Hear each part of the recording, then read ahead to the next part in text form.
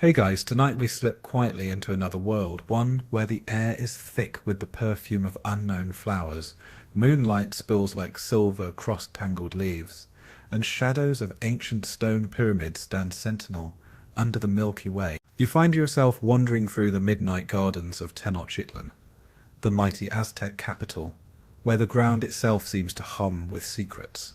Every step brings you closer to a plant you've never seen, a fragrance you can't quite name, or a leaf that once promised healing or danger to anyone who dared use it. You reach out, your fingertips brushing soft petals, sticky sap, and rough bark, and a thought creeps in: if you were actually here, you'd probably wind up mistaking poison for parsley and be a lost cause before dawn. You probably won't survive this, so tread lightly. So before you get comfortable, take a moment to like the video and subscribe, but only if you genuinely enjoy what I do here. And while you're at it, drop your location and local time in the comments. I love seeing where in the world you're listening from. Now dim the lights, maybe turn on a fan for that soft background hum, and let's ease into tonight's journey together. You trail deeper into the garden. The city is asleep, but the plants are very much awake. A heavy fragrance floats up from beds of marigolds called cempasúchil, their orange petals used for everything from cleansing wounds to guiding souls on the Day of the Dead. Here, every flower is not just decoration, but part of a living pharmacy. Beneath a trellis, moonflowers bloom, their white trumpets wide open in the cool night, gleaming like lanterns in the dark. Some are safe, some are deadly, and some, the Tisatol, the Aztec healers claim, hold the power to send you into wild dreams or quiet your pain. You step carefully around the edge of a pool where frogs croak and water lilies float, their leaves sometimes used in poultices for fevers. To your left, a tangle of green climbs a low wall. This is the chaya plant, a leafy shrub whose cooked leaves could strengthen the sick, or raw could make you sicker still. Aztec healers knew these risks well. Their gardens were more dangerous than any sword. Historians still argue whether the legendary midnight gardens of Tenochtitlan were formal spaces for training, sacred temple plots, or the patchwork home gardens of city dwellers. But one thing is certain: plant knowledge was everywhere. Children grew up learning which herbs eased a cough and which ones to avoid at all costs. The best healers could walk these shadowy paths blindfolded and name every vine by its scent alone. A nightbird calls overhead, breaking the silence. You glance upward and spot bats dipping through the branches, feeding on night-blooming cactus flowers. Some believe the cactus flowers bring luck if you find them at the right hour. Others say only fools go foraging in the dark. You, being the curious sort, decide to see what's growing near a crumbling wall. There, the heavy, sharp-scented leaves of the maguey plant fan out in a spiky halo. Maguey was prized by the Aztecs, its fibers woven into fabric, its sap fermented into pulque, its thorns used for ritual bloodletting, and, less dramatically, for sewing up wounds. The garden is also filled with the voices of the past. Ghosts of Tessail, physicians who mixed and measured under the stars, seem to watch as you step among their precious beds. Some you suspect would be quick to scold.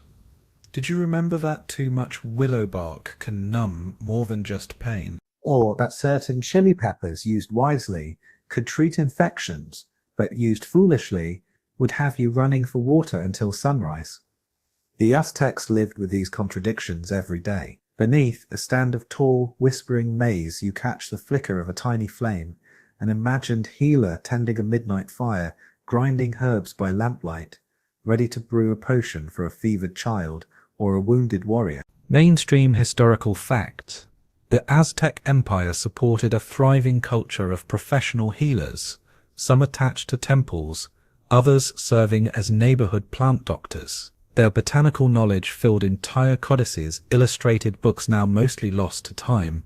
but hinting at hundreds of plant-based treatments for everything from coughs to snakebite. Tonight, the mood is high, and you're surrounded by scents so rich you almost feel them pressing against your skin. Crushed basil and mint, the musky sweetness of chocolate blossoms, the sharp snap of a broken chili.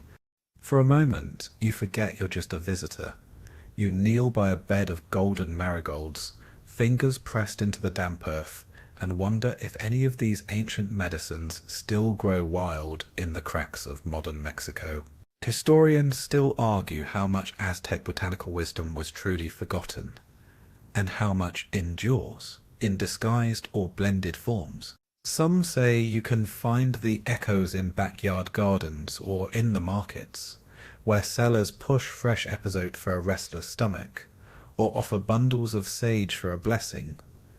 Others believe most of the old lore is lost, its secrets swallowed up by conquest and time. You pause one last time listening for footsteps, maybe a priest collecting herbs for tomorrow's ceremony, or a grandmother on a midnight walk, basket in hand, humming an old song about marigolds and memory.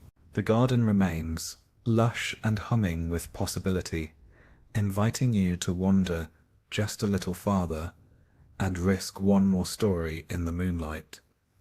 You move deeper into the garden, the ground cool beneath your bare feet, passing from silver-lit beds of marigolds into a darker tangle of leaves and shadow. Here, at the garden's edge, the plants seem to grow wilder, crowding over old stones, tangling together in a silent, living web. Somewhere the soft shuffle of footsteps, real or imagined, draws your attention, and you find yourself face to face with an ancient figure moving gracefully between the rows. This is the Tizatl, the Aztec healer, keeper of secrets, watcher of the nighttime garden. Tonight, the Tizatl is old and patient, eyes glimmering in the moonlight, hands stained with sap and earth. You watch as they stoop to gather leaves from a bush you'd have mistaken for simple weeds. The healer doesn't speak at first. Instead, there's a careful reverence in each gesture, choosing leaves with practiced fingertips, rolling a sprig between the palms, inhaling a sharp, grassy scent before tucking the harvest into a woven pouch. You're certain you'd fumble and pick the wrong plant if you tried. That one's for cough, the healer finally whispers, voice soft and amused, but don't use too much or your tongue will sleep for days. Well, that would make for a quiet guest at least.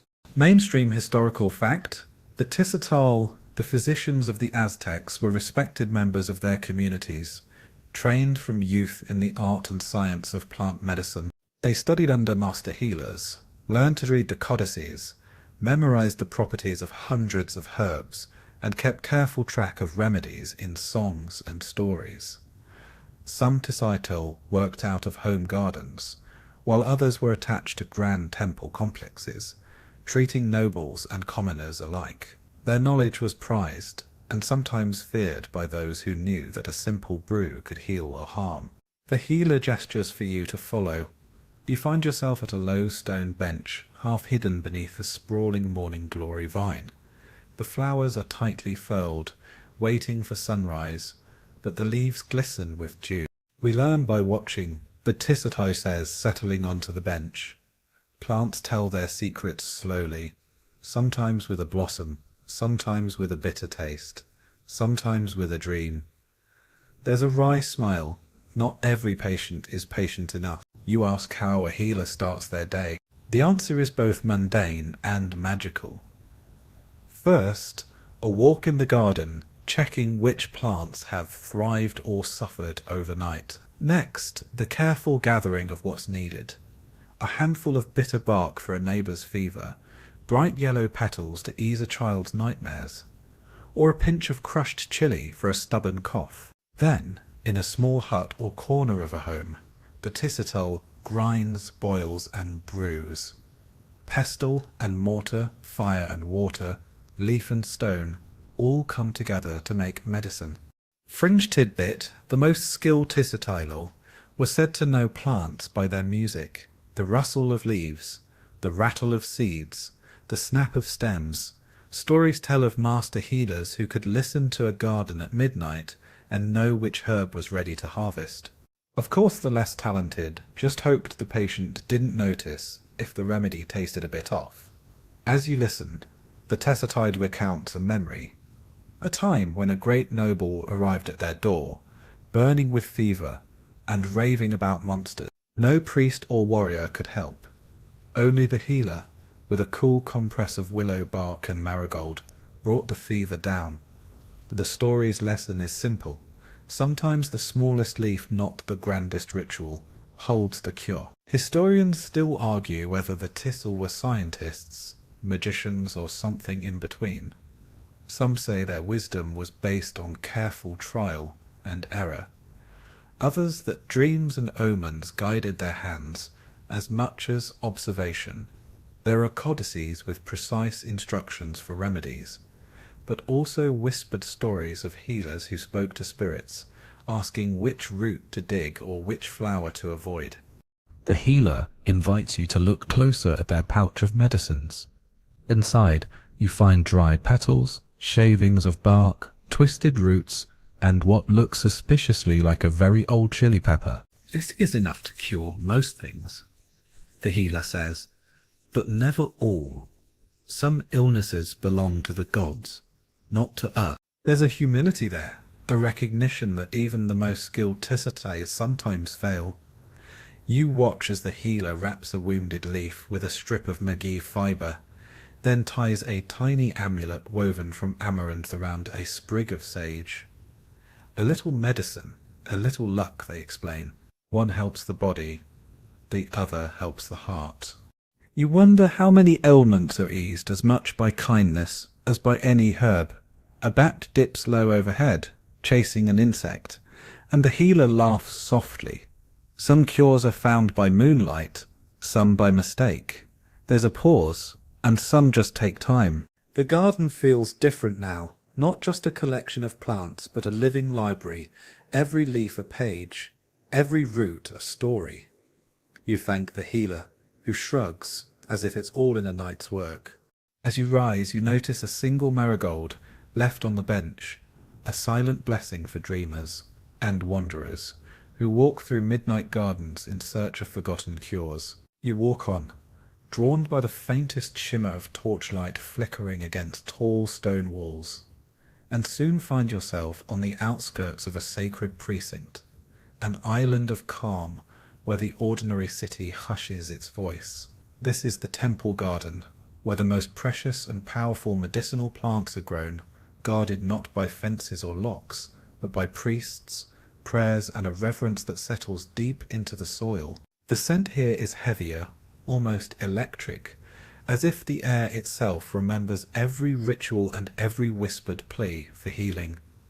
The garden is carefully arranged, every bed marked with carved stones, etched in glyphs and pictographs.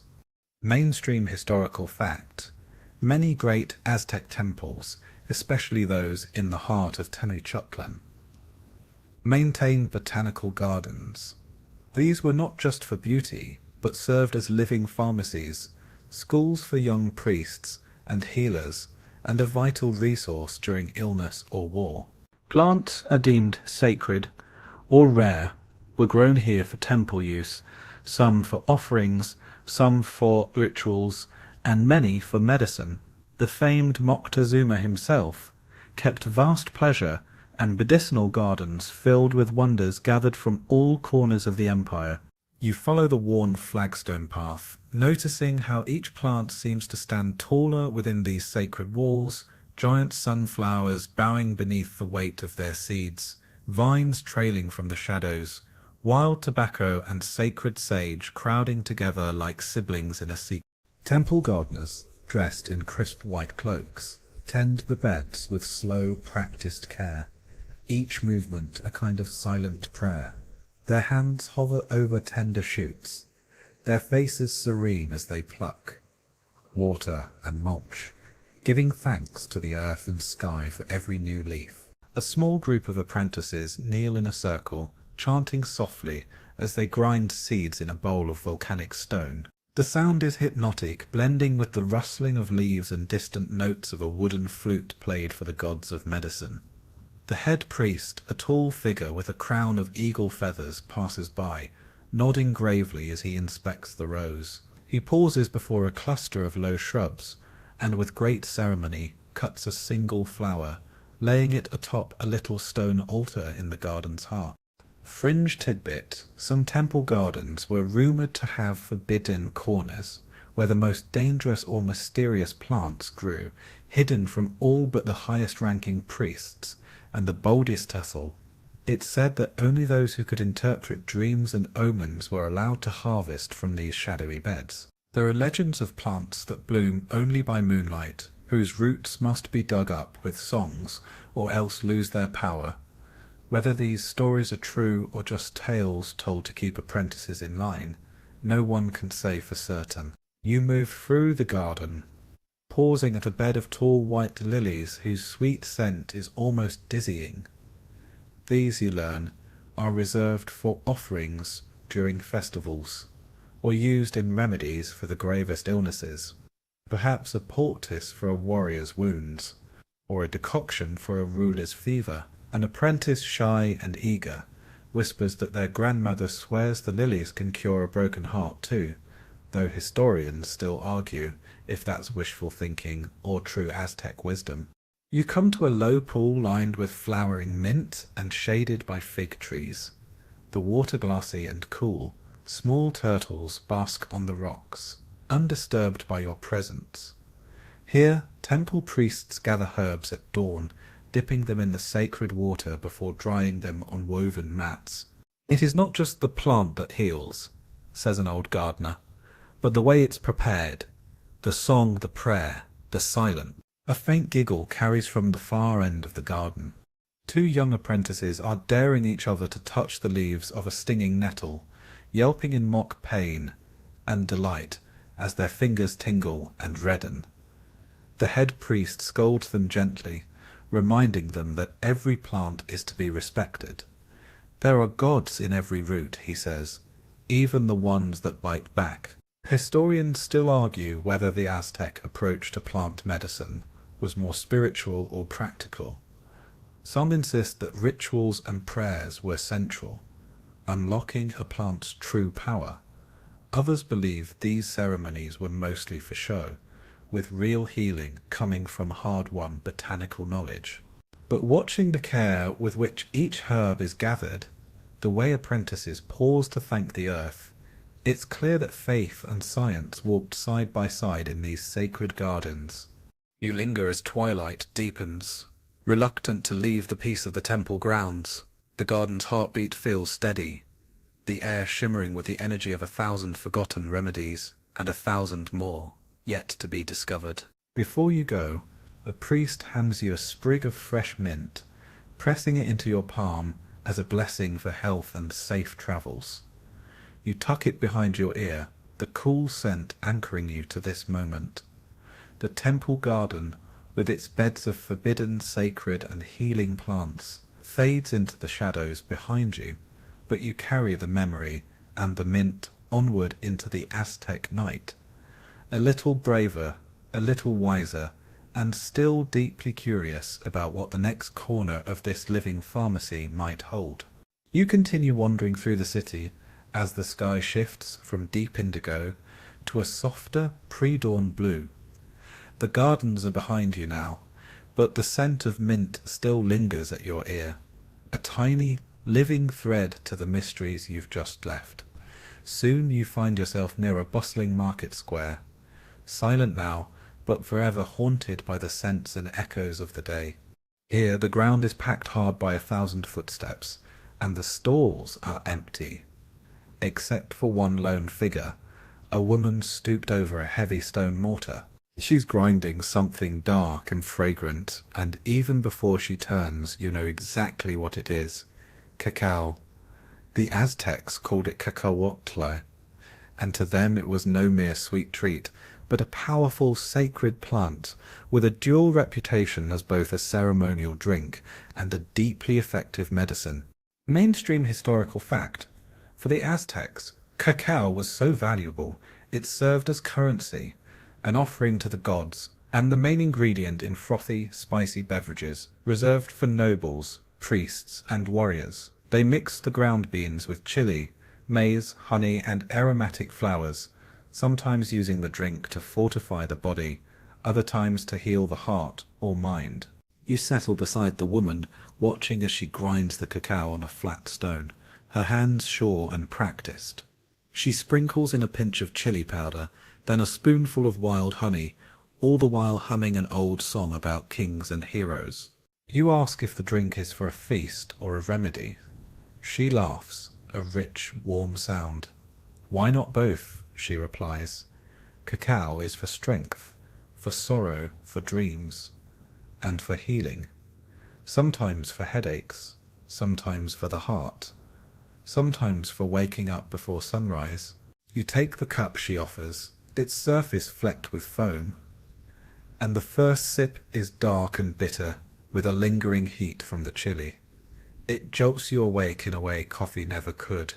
Fringe tidbit: Aztec healers sometimes mixed cacao with the crushed petals of the magnolia flower, or the seeds of allspice, giving the brew a mysterious aroma said to chase away bad spirits and settle the stomach. There were even secret recipes known only to the palace healers, reserved for treating the emperor's private ailments, though as the woman winks, historians still argue whether these imperial potions worked wonders or just offered a royal excuse for more chocolate. The woman invites you to help, handing you a wooden whisk and showing you how to froth the drink, lifting the cup high and pouring it back again until a thick, creamy foam forms on top. She explains that the foam is the prized part, sometimes topped with a sprinkle of chili or even delicate flower petals, offered up to the gods before anyone else could drink. The ritual itself, she says, was as healing as the cacao. You cannot be angry while you make chocolate. It requires patience and good humour. You notice as you work that the market has begun to stir. Shadows pass among the stalls.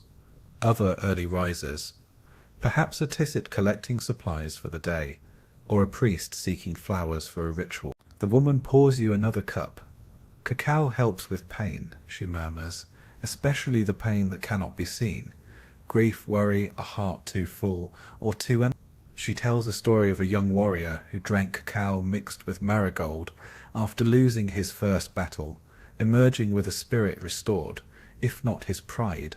Mainstream historical fact: archaeologists have found traces of cacao in ceremonial vessels from across Mesoamerica, testifying to its wide and enduring use. Some codices even describe its role in childbirth, with new mothers given cacao drinks laced with herbs to recover strength, or as an aphrodisiac to help heal marriages in trouble.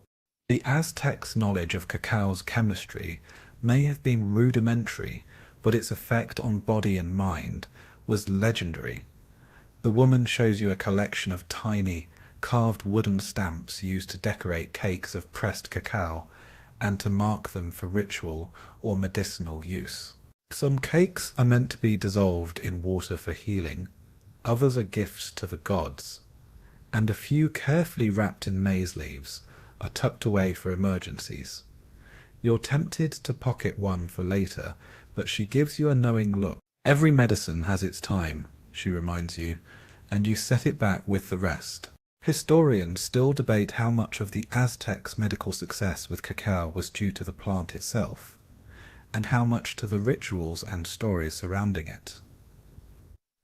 Was the healing in the foam, the flower, the chili, or in the belief that each cup could change your fate? Perhaps, as the woman says, all remedies are stronger when you believe. You stand and thank her. She offers a final cup, poured high so the foam dances in the sunlight, and bids you farewell with a gentle warning. Drink slowly. Remember, cacao is a gift and a medicine, but it's not a cure for foolishness. You leave, the lingering warmth of chili and chocolate in your chest, feeling both lighter and more awake than you have in days. As you step back into the waking city, you wonder how many remedies begin not with a rare plant or a hidden recipe, but with a simple cup of kindness shared at sunrise. You leave the market behind as the city wakes up in a slow golden glow, the early haze lifting off the canals, and find yourself wandering into a quieter neighborhood where the hum of daily life is just beginning. Here, between rows of simple houses and tiny shrines, you catch sight of another garden, this one far more modest than the temple groves or palace plots. Still, every bed and clay pot is bursting with green life, and you sense you're about to learn the real secrets of Aztec medicine, the plants used for the most common and the most troubling illnesses, fevers. Mainstream historical fact: fever was one of the most common and feared ailments in the Aztec world. The Tezatl classified fevers as hot or cold illnesses, each demanding its own treatment. They recognized that fevers could signal many things: infection, spirits, imbalance, or even punishment from the gods. Treatment was practical, spiritual, and sometimes, frankly, experimental.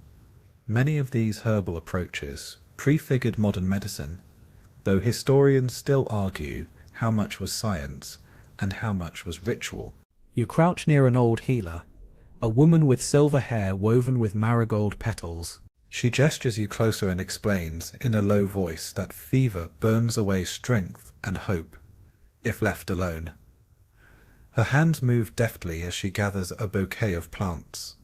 Willow twigs with their pale, flexible bark, wild mint plucked from the shade, tiny blue flowers from the feverfew patch. Each has its moment in the healer's stories.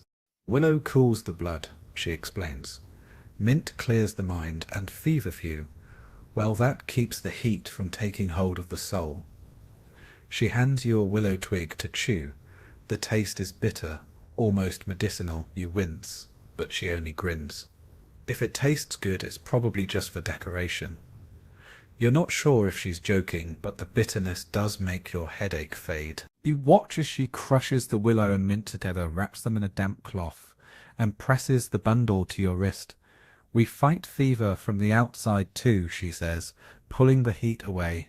Sometimes, she tells you, she steams these plants over hot stones to make a cooling vapor bath for children or the elderly, the aromatic mist said to chase the fever spirits back into the mountains.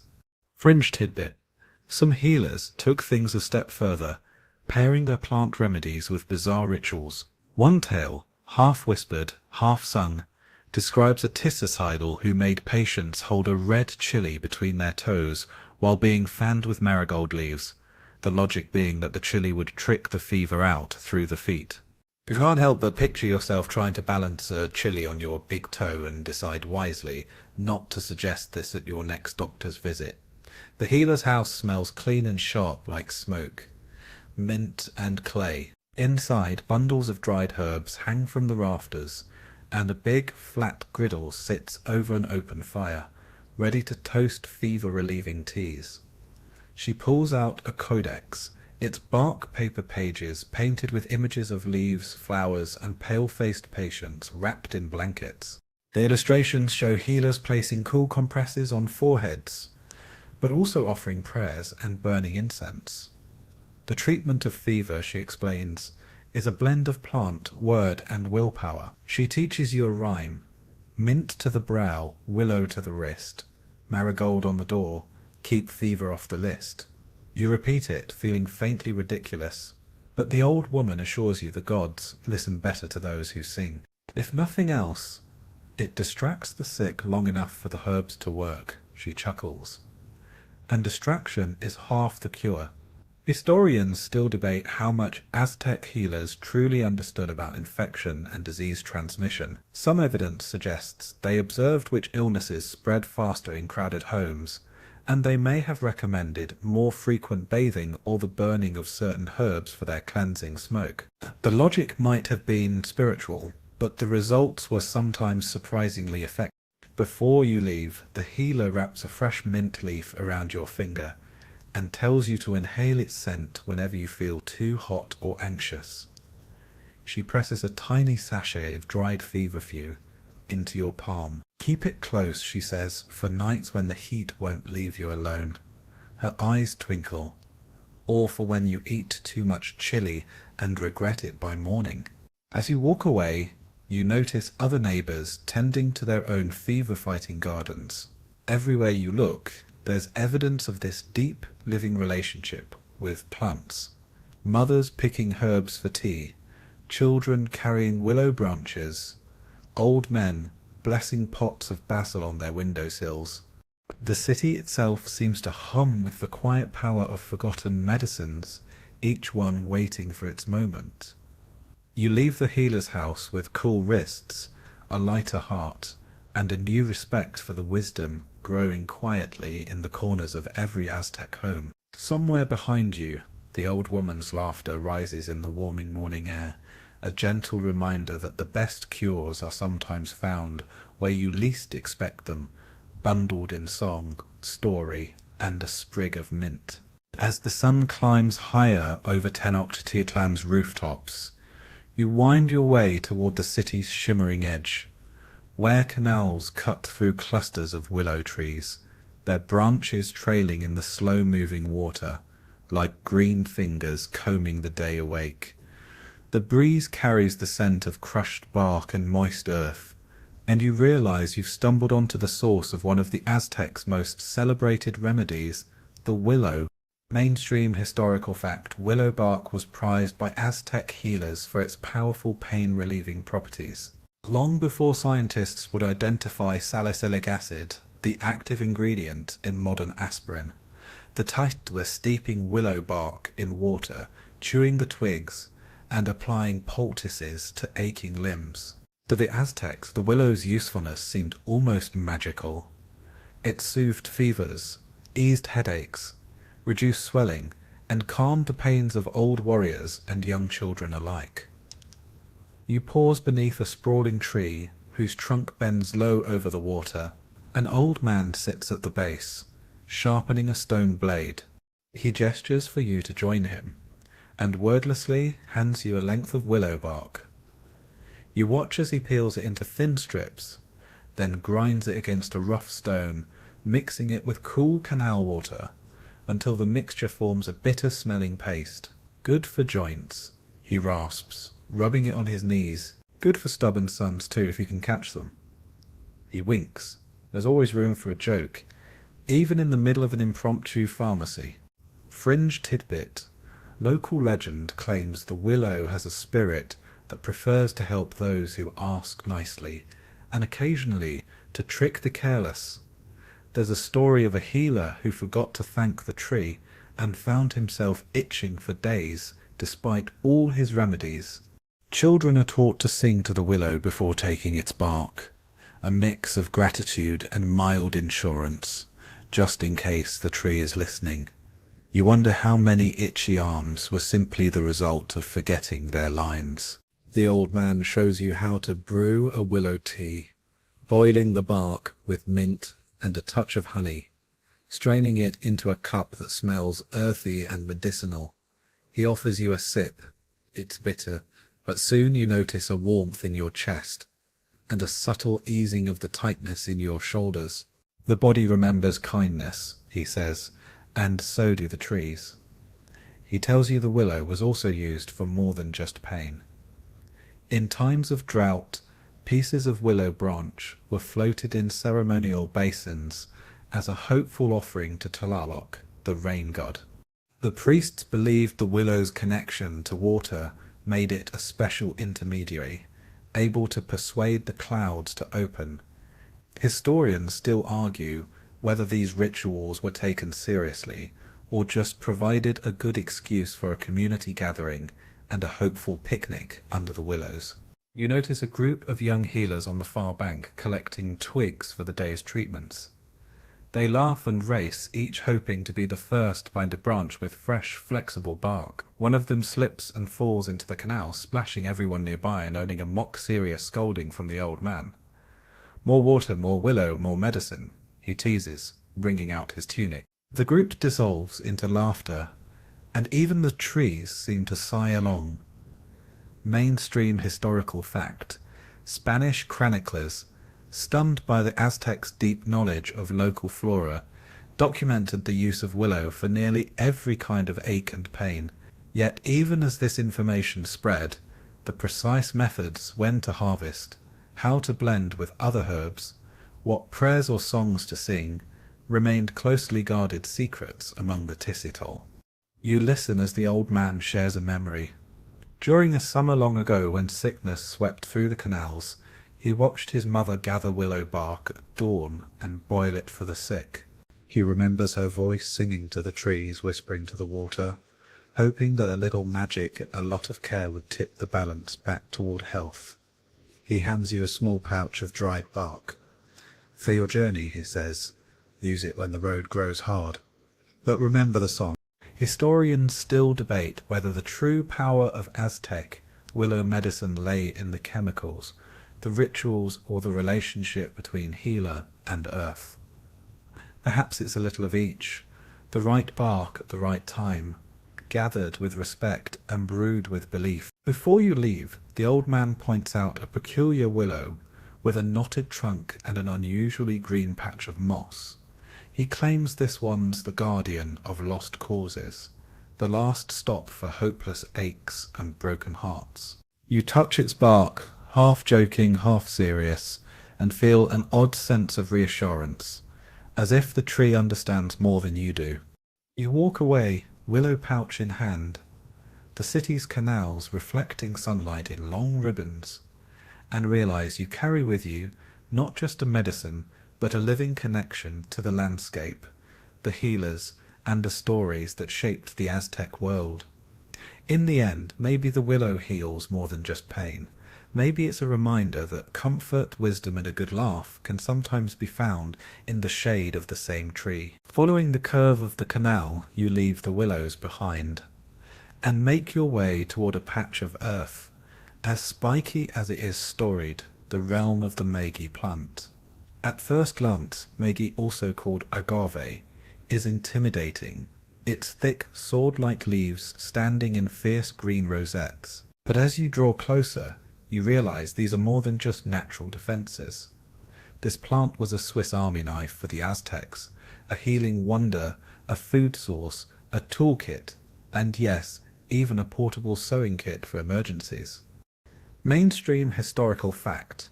Megi was indispensable in the Aztec world. Its fibers became ropes, nets, clothing, and famously the world's most versatile bandage. Its sap, once fermented, became pulque, the ceremonial drink of gods and laborers alike. Healers used every part of the plant. Sharp spines as surgical needles, pulpy flesh for poultices, and syrupy sap for wounds, burns, and upset stomachs. A woman greets you at the edge of the Megi Grove, her hands busy weaving rough silvery threads. She motions for you to join her, and with the patience of someone who's explained this 1,000 times, demonstrates how the long fibrous leaves are sliced free with a sharp obsidian blade. She peels away the tough outer layer, exposing strands as strong as sinew, and twists them into a cord. If you cut yourself on the job, she says with a sly smile, you're already holding your bandage. She shows you the plant's sharp black thorn, a natural needle, sturdy enough to pierce leather. For generations, these thorns stitched up wounds, held together broken sandals, and were used in sacred rituals. You watch as she carefully scores a leaf, collects a drop of the plant's viscous sap on her fingertip, and dabs it onto a tiny scrape on her arm. It stings, she admits, but the wound heals fast. The sticky sap, she explains, contains saponins and other compounds that help clean and close injuries. Fringe tidbit, the Megi's versatility is so legendary that there's an old saying among the healers, if you can't fix it with Megi, you're better off letting the gods decide. Of course there are whispered stories too of unlucky folk who tried eating raw Megi and spent the next day wishing for a different set of gods entirely. You walk through the grove with her, admiring the tall flower stalks rising like giant spears. At the base of each mature plant, she points out a hollow where sweet sap, called aguamiel, collects. A young man dips a hollow reed into the plant and sips, offering you a taste. The liquid is cool, faintly sweet, and slightly earthy, a welcome change from willow tea. He explains that fresh sap was given to the sick to restore strength or mixed with herbs to treat digestive complaints. Once fermented, the cloudy drink pulque was used in religious ceremonies, believed to grant wisdom, or at least make visions a little more vivid. You help strip a leaf and watch as your guide demonstrates how to mash the soft inner pulp into a poultice. This was applied to burns, sores, and infected wounds. The cooling gel soothes, and you wonder how many times an Aztec child stumbled into trouble, only to find relief in a patch of Maggie right outside their door. Historians still argue about the extent of Maggie's healing powers. Was it truly a wonder drug, or did its real benefit lie in its constant comforting presence, a plant so common that every family knew how to use it, even if they didn't know exactly why it worked? Some believe that the rituals surrounding Maggie were as healing as the plant itself. The careful harvesting, the songs sung over new shoots, the gratitude offered after a successful healing. As the morning sun climbs higher, your guide shares a joke passed down among the healers. You know a true friend, she says, by whether they fetch Maggie or just offer advice. You laugh, thinking of all the advice you've received in life, and how much of it would have been more useful as a bandage, or perhaps a strong cord to pull you out of trouble. Before you go, the woman hands you a tiny woven amulet, magically practical, made from the same fibers that could stitch wounds and make nets.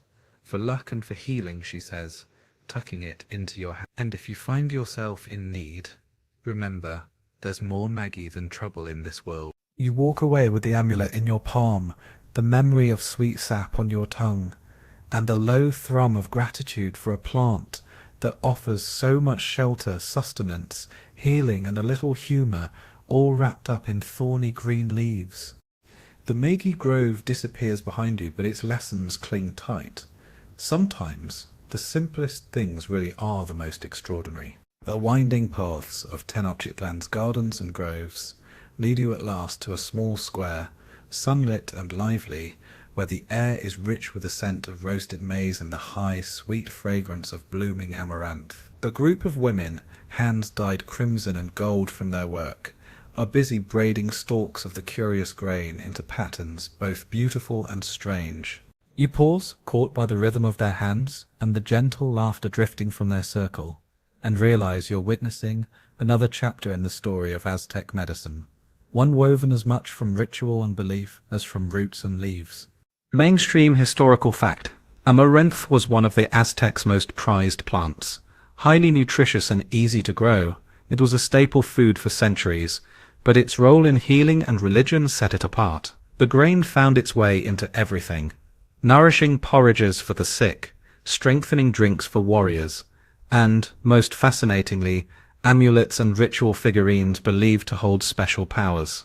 It was so closely linked to the sacred that after the Spanish conquest, it was banned for a time, its mystical associations feared as much as its nutritional value was admired. You kneel beside a young girl who offers you a cluster of amaranth seeds.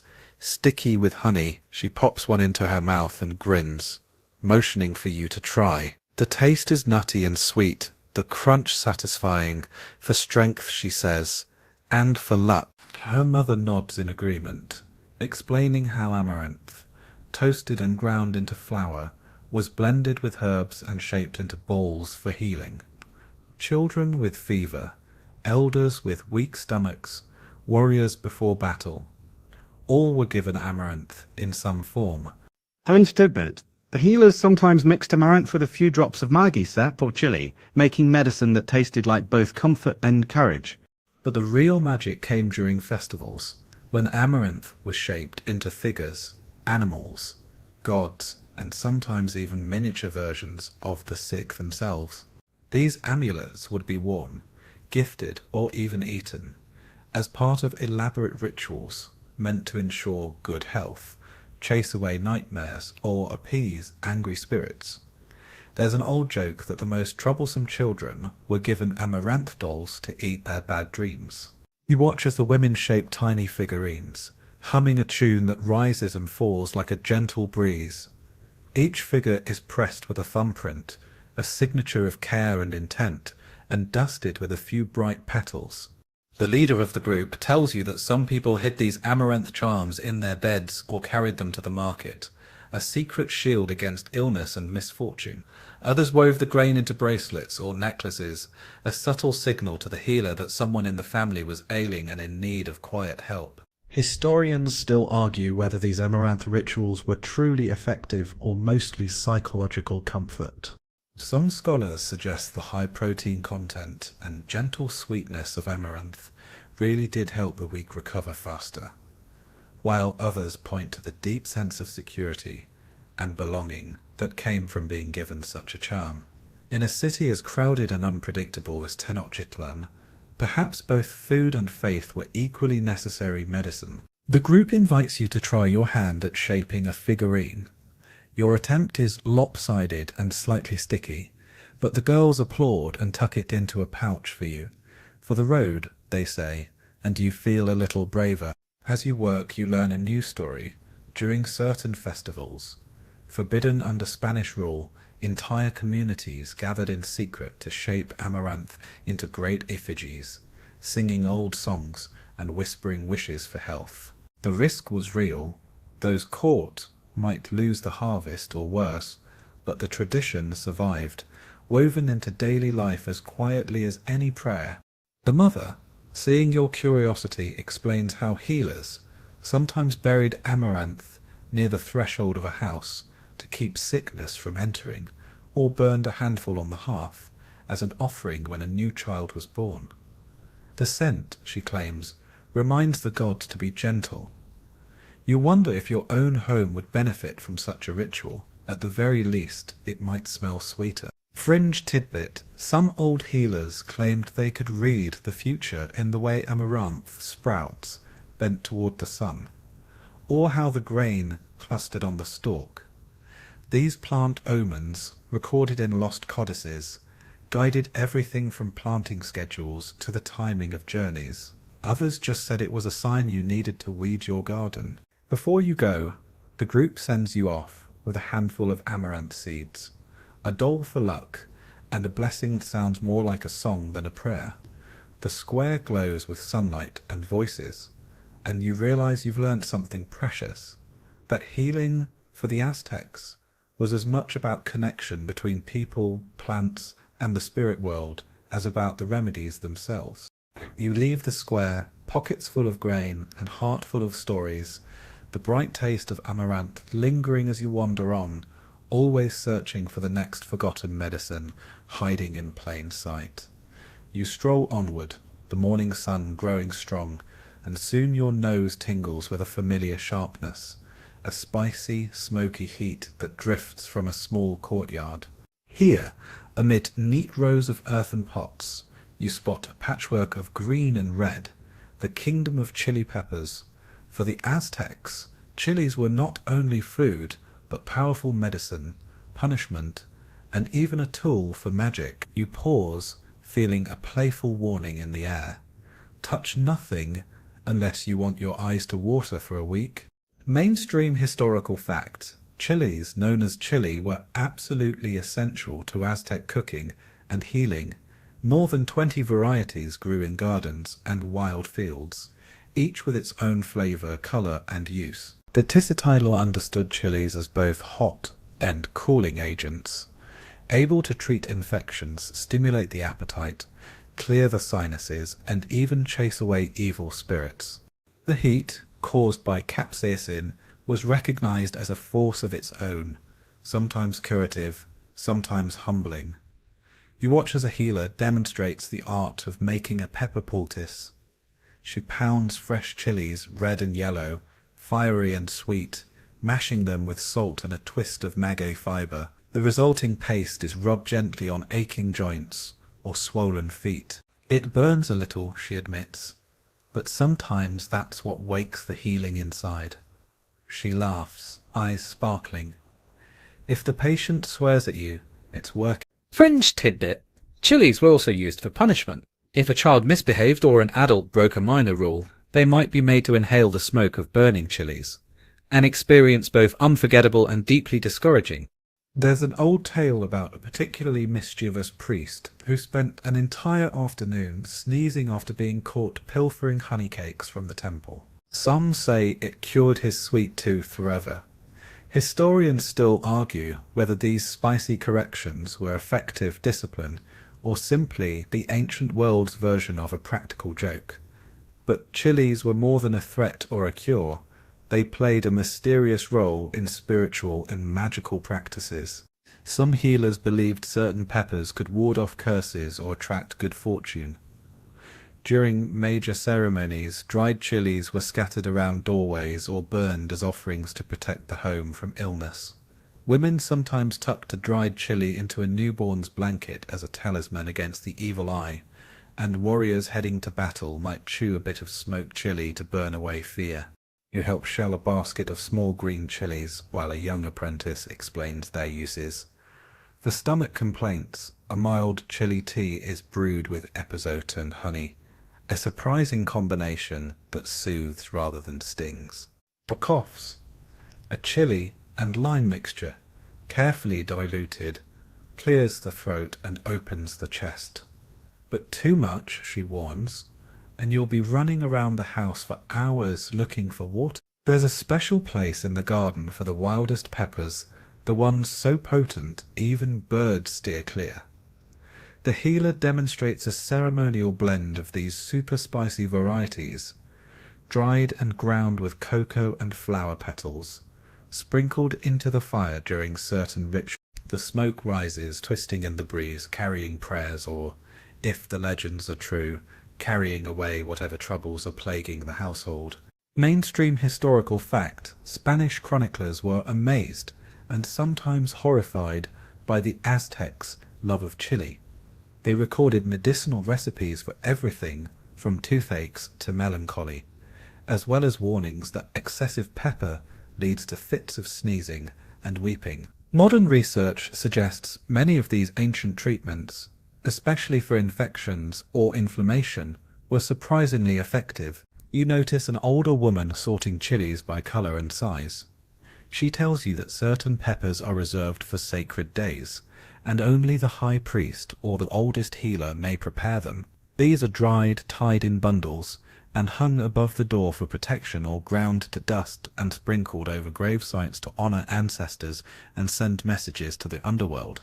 Fringe tidbit. One infamous healer is said to have survived a near-fatal snake bite, not with an herb, but with a mash of the hottest chili he could find, to burn out the poison. Whether it worked or was simply an act of desperation, the story is retold every year at the Feast of the Healers, often with much embellishment and a lot of coughing. You take a taste of a tiny sliver, daring and foolish, and instantly your mouth blazes with heat.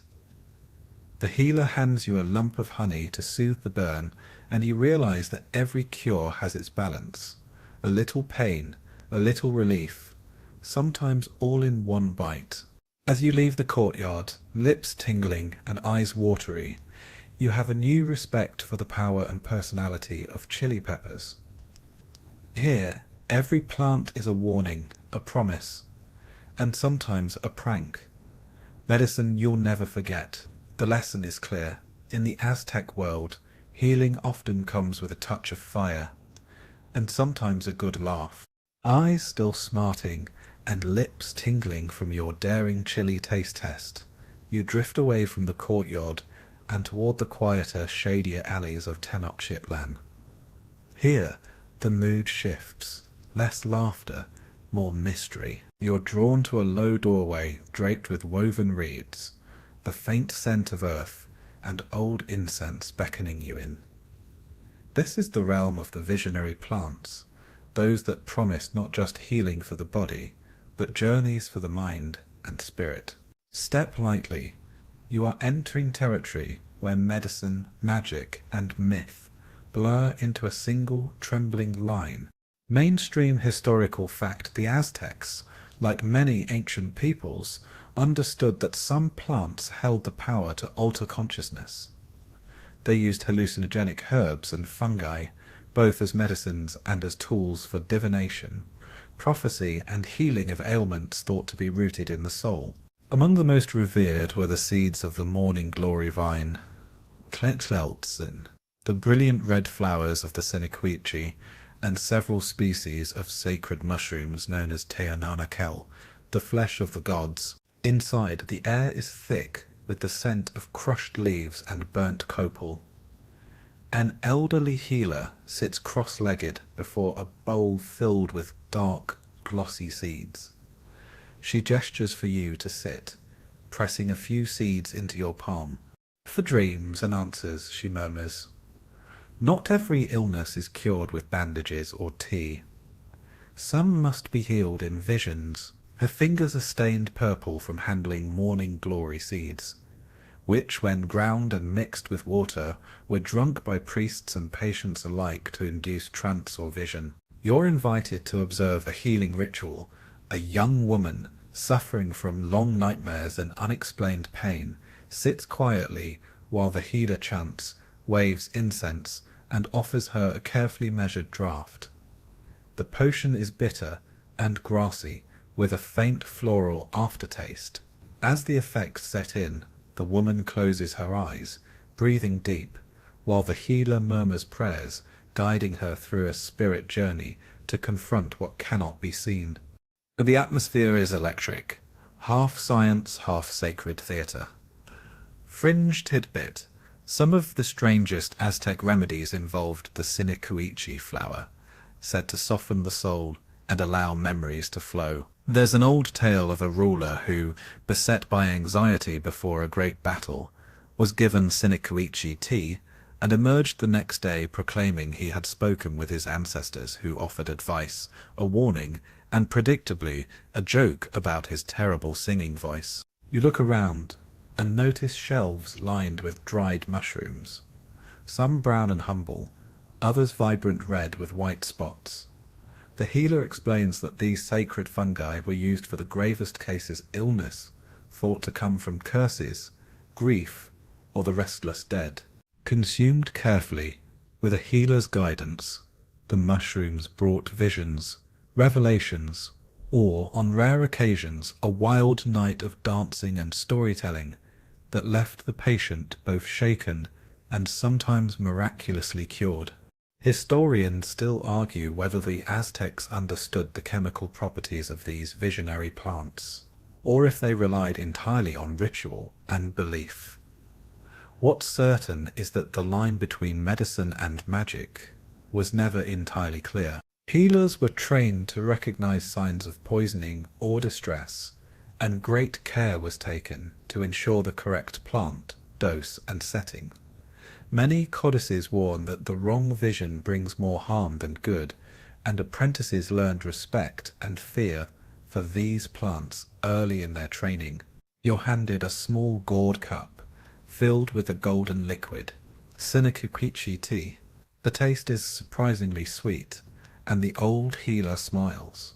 No dreams tonight, just calm. You look like you need it after the chilies.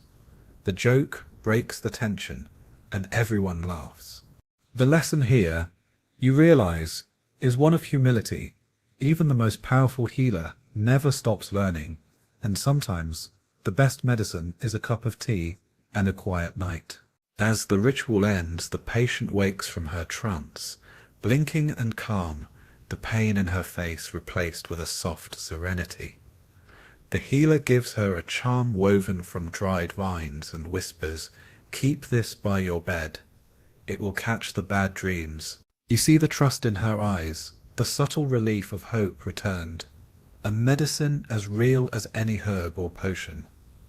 Fringe tidbit: not all visionary experiences went smoothly. Healers told tales of apprentices who sampled the sacred mushrooms without permission, only to spend the night running in circles, convinced they were being chased by singing frogs.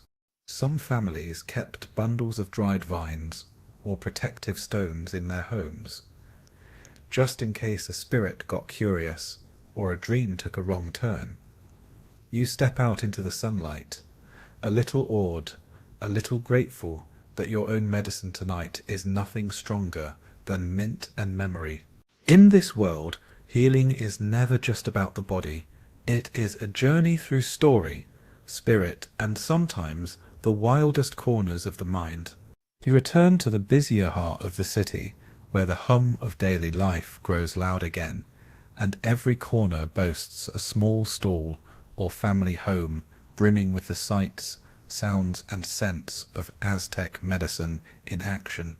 Here you find not the mystical visions of the shadier alleys, but the everyday, practical business of healing potions, simmering over fires, balms stirred in clay bowls, and bottles and gourds filled with liquids whose ingredients sound half like a grocery list, half like a spell. You've settled beside a young apprentice, her hair tied back with a murky fibre cord, as she kneels on a reed mat and begins her morning's work. First rule of medicine, she grins, is don't lose your pestle. She points to a battered stone mortar, the centre of all daily preparations. Her hands move swiftly, combining dried herbs, mint, epazote, feverfew, with splashes of clean water, and sometimes a handful of honey or a squeeze of lime. The scents are dazzling, sharp, sweet, earthy, and in some cases, eye-wateringly strong. She laughs, handing you a sticky wooden spoon to try, and you nearly sneeze yourself off your seat. Mainstream historical fact: Aztec healers were masters of preparation. Remedies were rarely just a single plant or root, but clever combinations tailored for each illness. Balms for wounds, teas for fever, thick elixirs for persistent coughs, and even chewing pills for digestive troubles, each crafted from a mix of local ingredients. Some formulas appear in the ancient codices, full of instructions and illustrations, while others lived only in the heads and hands of the healers themselves. The apprentice shows you how to make a basic cough syrup. Roasted cacao husks, mashed with honey and a sprinkle of dried chili, then left to sit until thick and fragrant. For sore muscles, a paste of ground pumpkin seeds, maguey sap, and willow bark is kneaded into the skin. Every recipe is different, and every family has its favourite. You wonder aloud if anyone could ever memorize them all, and she sighs. That's why we sing them. Songs help the mind remember. Besides, it's hard to forget the tune when you burn your tongue on hot pepper tea. Fringe tidbit: not all potions are pleasant. The apprentice grins and tells you of a legendary elixir known as 3-day water, a brew of such bitterness that children would behave for weeks just to avoid another taste. Some old Tisitol claimed it worked better than any curse for stubborn fevers and perhaps stubborn grandchildren.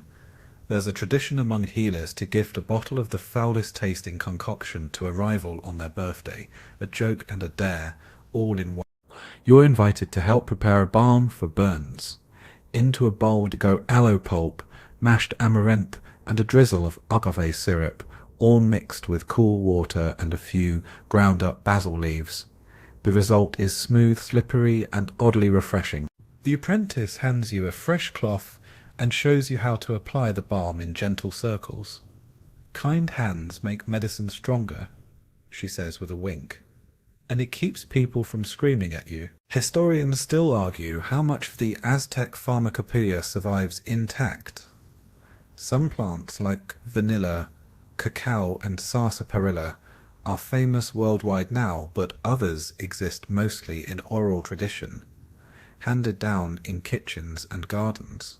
There's ongoing debate about which combinations worked because of their chemistry, and which healed simply because a trusted hand prepared them with care. As the day grows hotter, neighbours arrive for their daily doses. A tired fisherman collects a pouch of wake-up tea, brewed from yerba buena and a hint of chili. A mother brings her feverish son for a cooling tonic of mint and willow.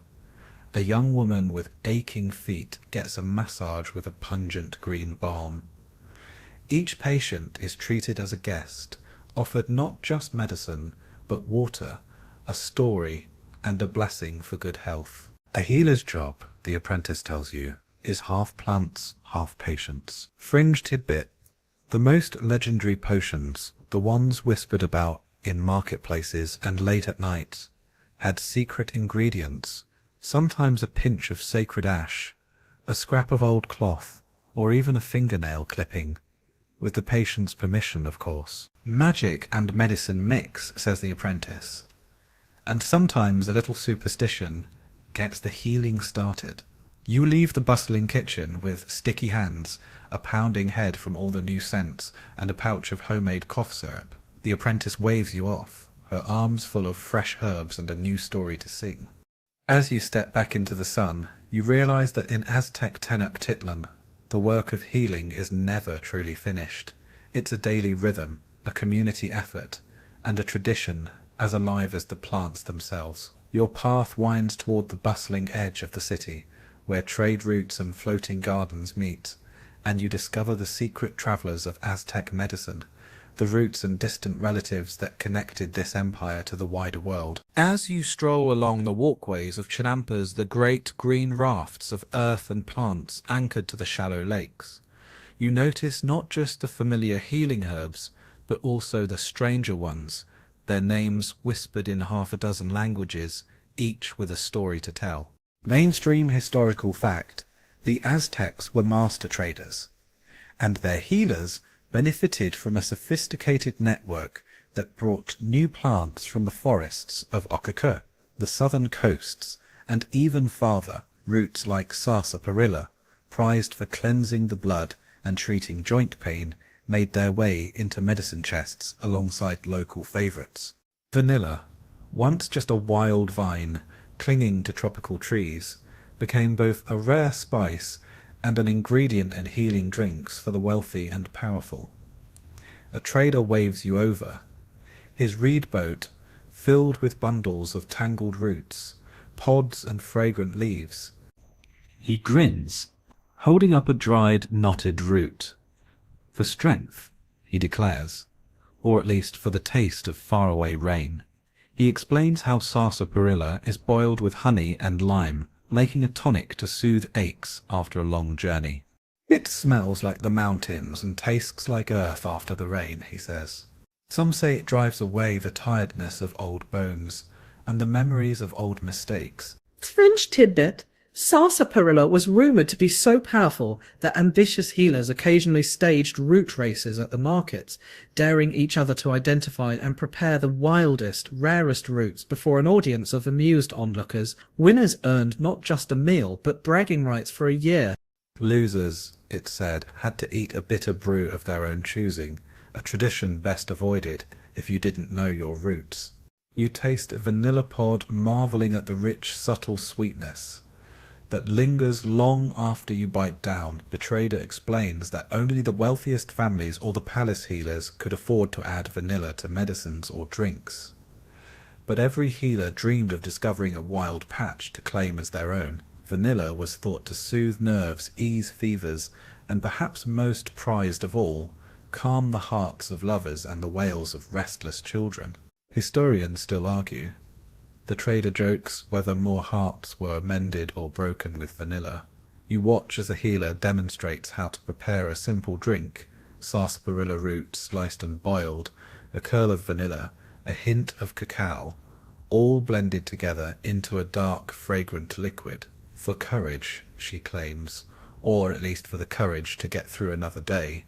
You sip, feeling the earthy warmth spread through your chest, and wonder just how many miracle cures began as accidental blends in busy kitchens and gardens. Trade with distant regions didn't stop at plant. You notice dried cocoa pods, bark from the copal tree, and even packets of odd-smelling leaves said to ward off bad winds. The city's markets are alive with healers sharing tips, tricks, and the occasional wild boast. Each new plant arrives with caution and excitement. No one wants to repeat the legendary incident where a mistaken root turned a routine tonic into the world's most memorable laxative. The apprentice who survived that day, the trader whispers, became famous, and more importantly, very careful. Mainstream historical fact: the Aztecs relied on a mix of indigenous and imported plants. Their knowledge, far from static, evolved constantly as they experimented with new combinations, asked questions, and passed discoveries from one healer to the next. Sometimes a single root or flower would change the course of medicine, or at least the outcome of a long festival night. You follow a group of apprentices as they carry their prizes home, eager to test the new arrivals.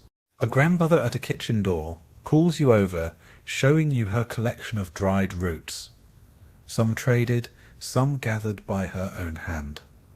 She swears by a special tea, a little sarsaparilla, a leaf of wild basil, a sliver of vanilla, for the blues and the bends, she says, when the weather changes, or when the heart needs reminding that spring always comes back. Fringe tidbit: healers sometimes traded in plant stories as much as in plants themselves. If you bought a rare root, you'd get not just the plant, but a tall tale about its discovery, how it was found growing in the footprint of a jaguar, or how it cured the king's favourite parrot of homesickness. The stories, it seems, worked as well as the medicine.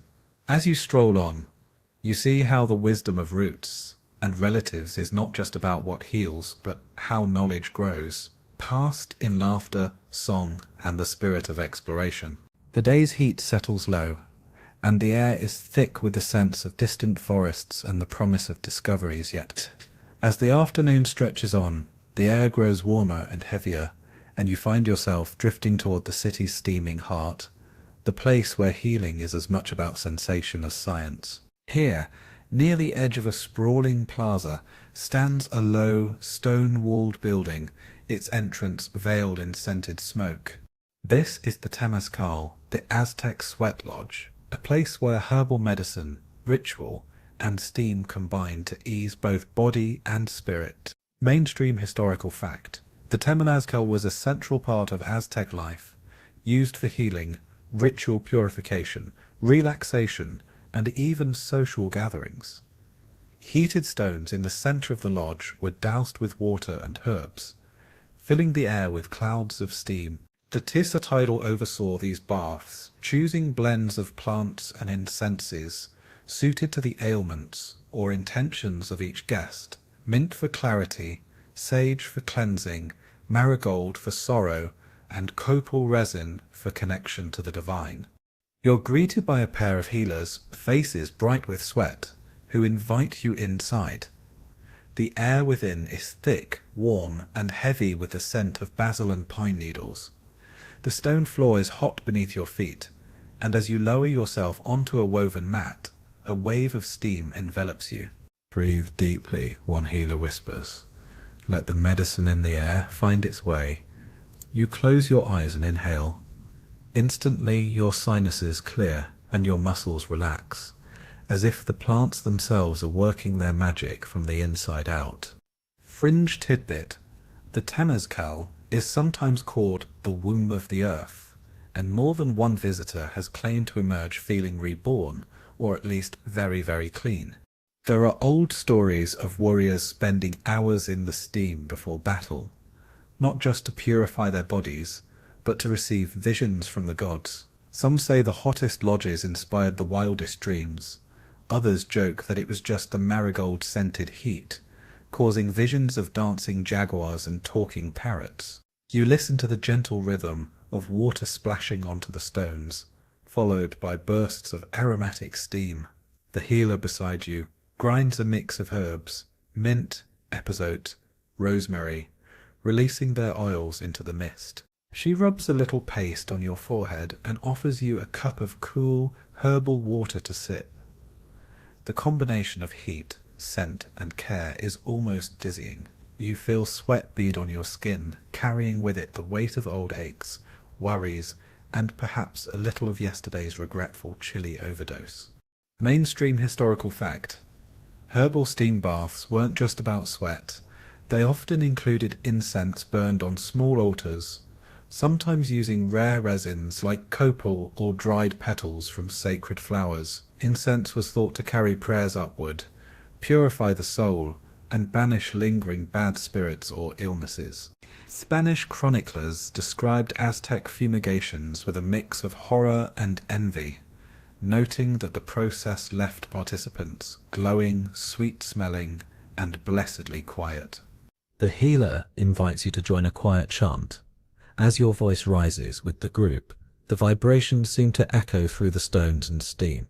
It's as if you're part of something ancient, a lineage of song, sweat, and healing passed down through the ages. The matron next to you, wrapped in a striped cotton towel, catches your eye and nods in shared contentment. Fringe tidbit: there's a playful tradition in some neighborhoods.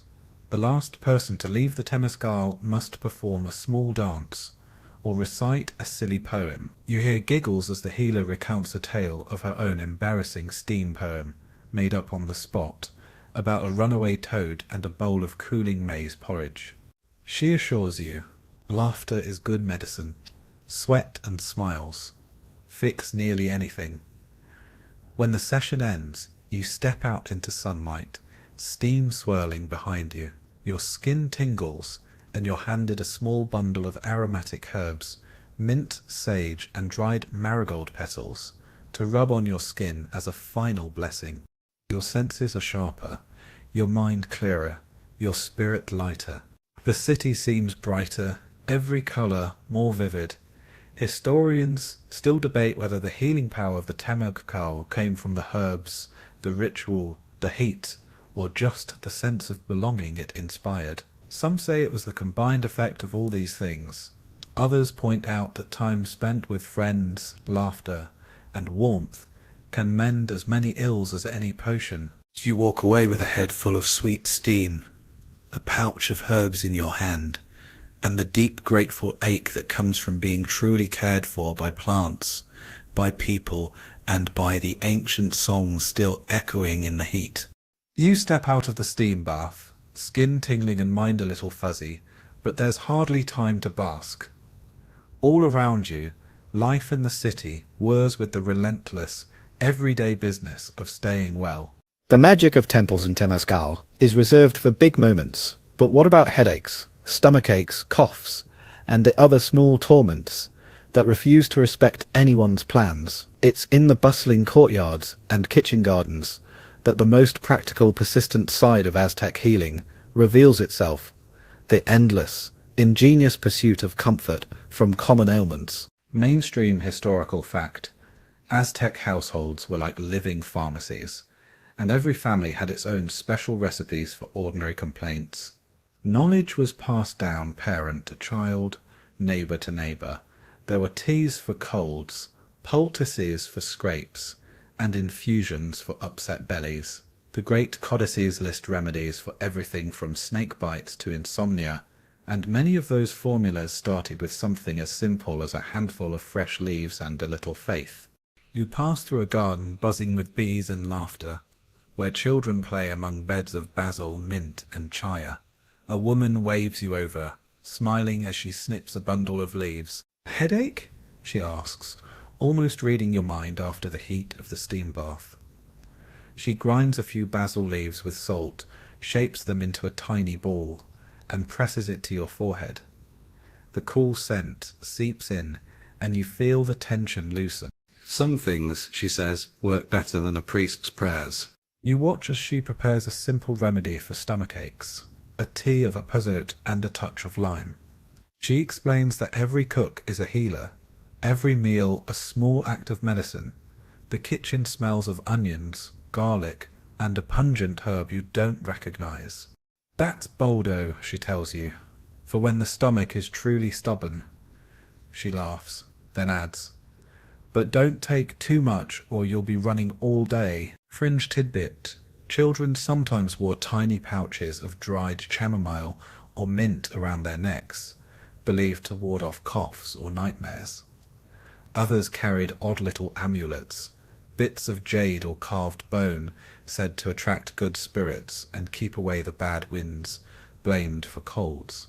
There's a playful custom of tying a red string to a child's ankle for luck. and it's not unusual to see a toddler with more string than shoe.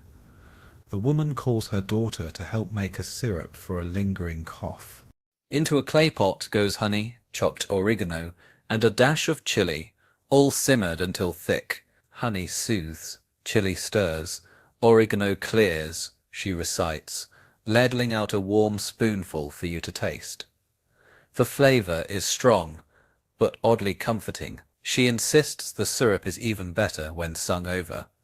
So her daughter belts out a few lines of an old song, the words blending with the bubbling of the pot and the cheerful clatter of kitchen life.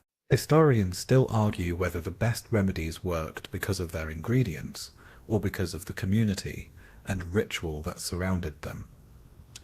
Was it the mint in the tea, or the mother's hand on your brow? The oregano in the syrup, or the laughter in the kitchen? Some say the two can't be separated, and maybe they're right. You notice an old man nearby, tending a tray of tiny clay dolls and odd-shaped seeds.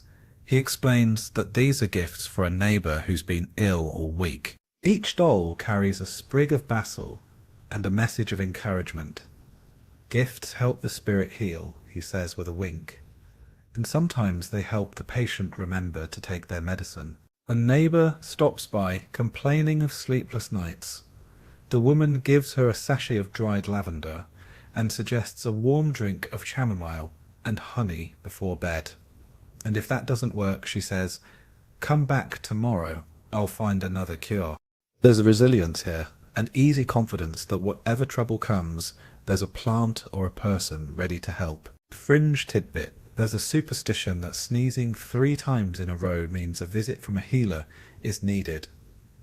In some homes, a pot of welcome soup spiced with garlic, epazote, and sometimes a splash of polcoke waits on the stove ready to be offered to anyone who walks in, sick or not. It's as much tradition as treatment, a way to bind the community together with warmth and spice. As you leave the garden, the woman hands you a tiny bag of dried basil and a promise that you'll always find help in an Aztec home.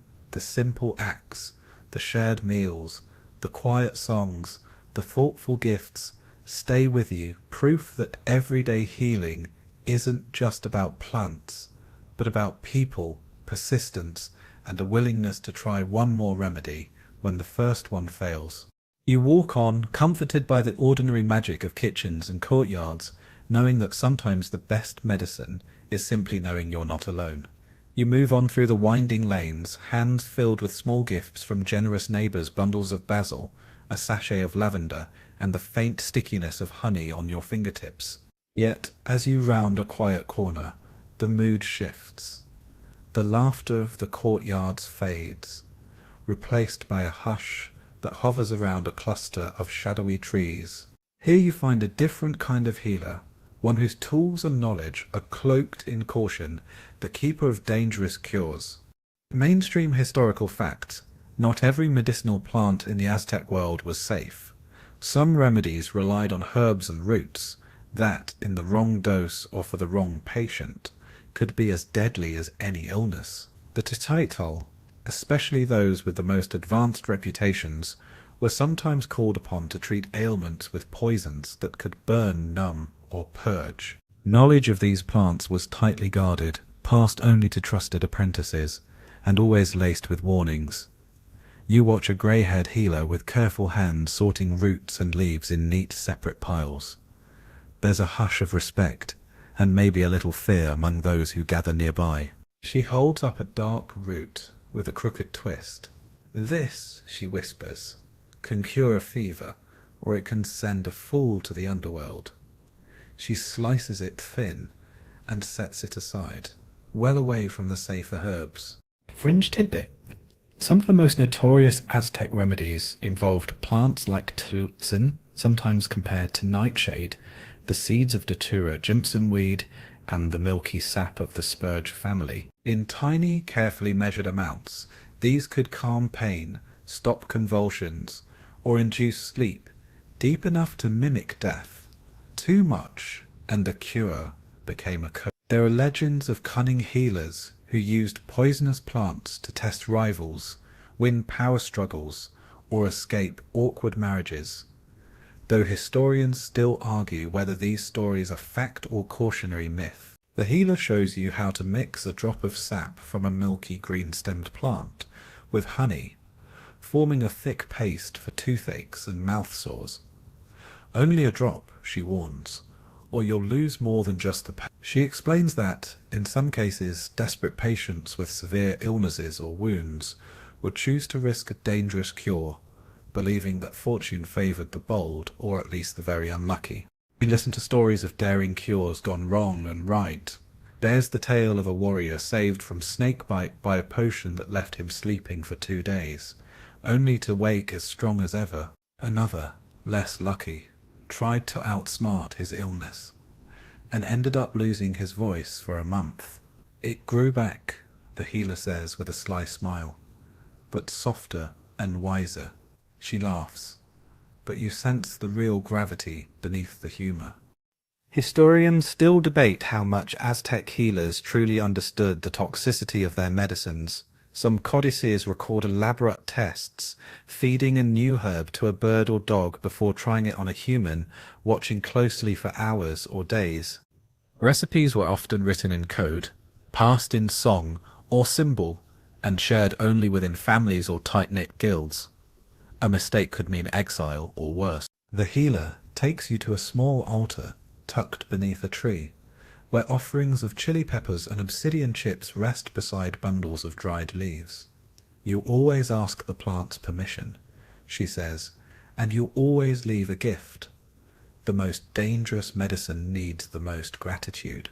She pours a little water over the roots, murmuring words you can't quite catch, and invites you to do the same. You comply, feeling the weight of the ritual settle on your shoulders. Fringe tidbits. There are whispers of a poisoner's guild in ancient Tenochtitlan, a circle of healers who specialized in antidotes, venoms, and secret tests. Some say they trained spies and assassins. Others insist they were just the bravest healers, called upon when all else failed. No records survive, but the stories endure, traded in hushed voices at market stalls and late-night gatherings. You leave the grove with a new respect for the fine line between healing and harm. The healer hands you a tiny amulet, an obsidian chip wrapped in dried grass, and tells you to keep it until your next bout of foolishness. It won't cure you, she says with a wink, but it'll make you think twice. You laugh, but your fingers close tightly around the charm. As you walk back toward the noise of the city, you reflect on the courage it must have taken to work with plants that could help or harm, and the wisdom to know the difference. In every culture, some cures demand more than trust. They demand courage, humility, and a willingness to risk it all for a chance at another day. You wander away from the shadowed grove, the obsidian amulet heavy in your palm, and follow the subtle pulse of the city's daily rhythm once more. But something feels different as you walk. There's a sense of mystery here, and an invisible line that divides what's officially sanctioned from what's whispered after dark. In the Aztec world, the healer's craft and the art of magic were never entirely separate, and you're about to step into the grey zone, where herbal medicine blends into witchcraft. Mainstream historical fact. Aztec society respected and feared its taisil, but it also included another class of practitioners, the Tlacaicacalol, sorcerers or owl people, and curanderos, who worked in secret, often at night. These individuals could use their plant knowledge for healing or harm, depending on the client, the illness, or sometimes the alignment of the stars. Their reputation was both blessing and burden. People came to them when all other remedies failed, but rumours of curses, shape-shifting, and dark magic dogged their steps. You approach a small hut at the city's edge, its doorway festooned with twisted roots, feathers and charms that clack together in the breeze. The woman who greets you is both healer and something more. Her eyes are sharp, her smile sly. She invites you inside, past a shelf crowded with jars of dried plants, some with labels, some with coded symbols only she understands. She begins with a test. Handing you a sprig of sage and a feather, she asks you to sweep the air above a bowl of incense, to clear the spirits, she intones, and to show you're not here with bad intentions. As the smoke curls and dances, you sense this is less about performance and more about the rules of her world. Here science and magic are both tools, and the distinction often depends on who's watching. Fringe tidbit. It's said that some Aztec witches could steal illness from a patient and plant it in a tree, a stone, or even a clay doll. Others claim to use bat wings, toad skin, and chili peppers in their spells, ingredients that, when brewed or burned, could send nightmares scurrying or bring sweet dreams to a troubled sleeper. There are endless stories of secret midnight cures, a root slipped under a pillow, a bath prepared at the full moon, a charm hidden beneath the floorboards to keep away gossip or jealousy. The healer tells you of the rivalry and sometimes partnership between white and black healers. While Tessitol focused on the known properties of plants, the curanderas dealt in omens, dreams, and social ills, curses, heartbreak, even lost livestock or wayward spouses. Some illnesses, she whispers, are carried not in the blood, but in the mind or the luck. Those are the hardest to cure. She hands you a bundle of dried rue and tells you to keep it close, in case you attract the wrong kind of attention. Historians still argue whether the fear of witchcraft was fueled by real danger or just a convenient way to explain the unexplainable. Spanish chroniclers, fascinated, horrified, wrote of magical duels, evil eyes, and love potions.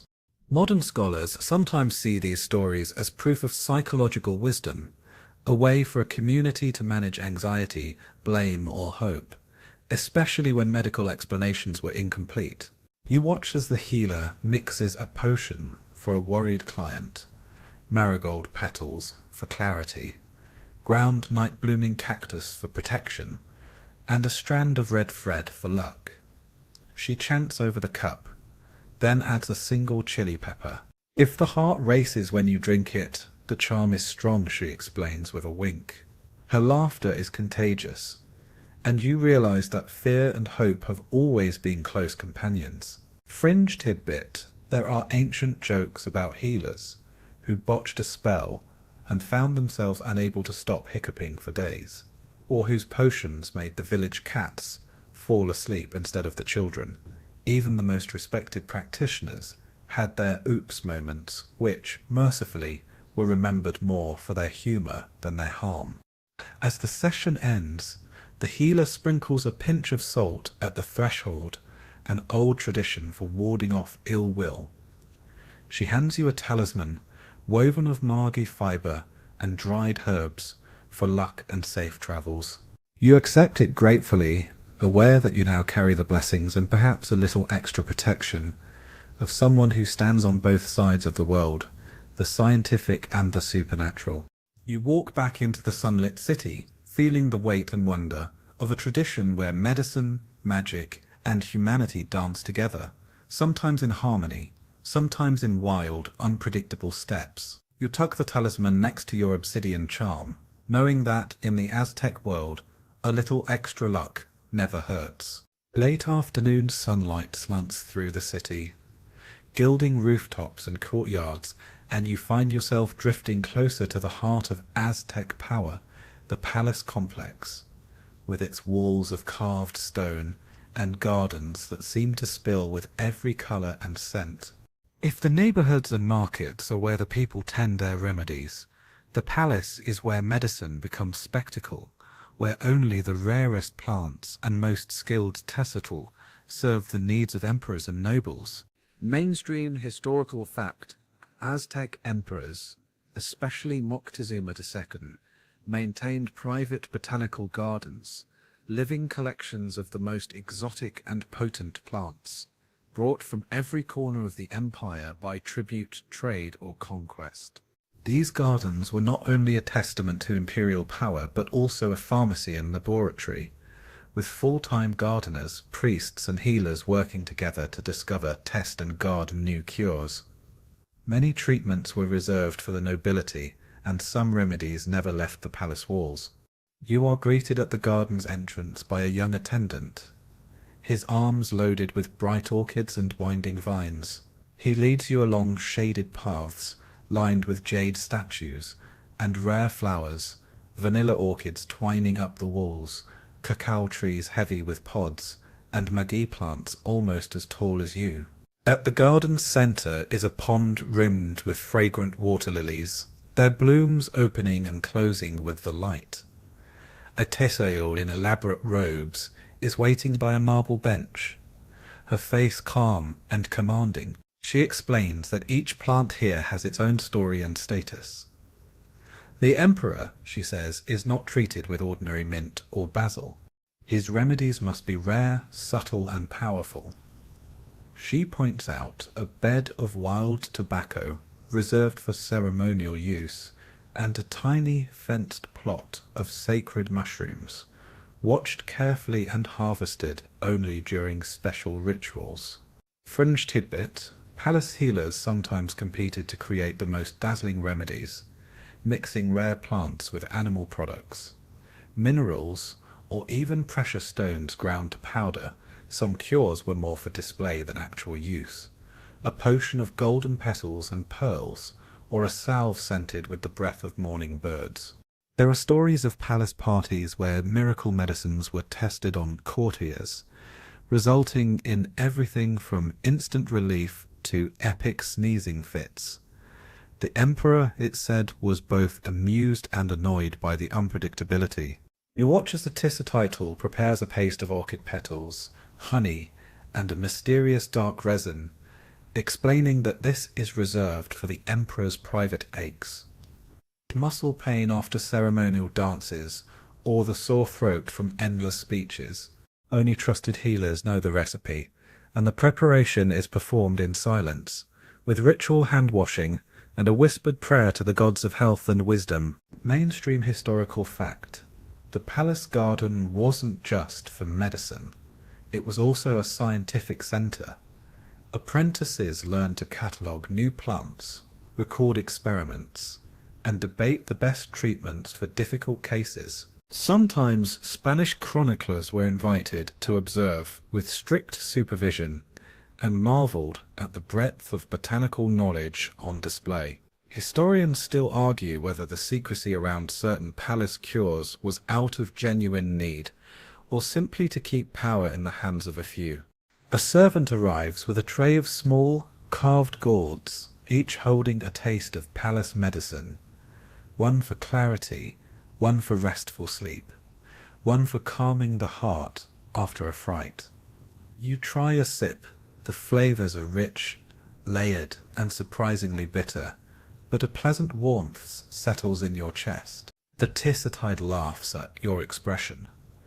Not all medicine is meant to be sweet, she says. If it works, the taste will be forgiven. She shares a story of a night when the emperor fell ill, and the city's best healers were summoned in haste. Each brought a different remedy.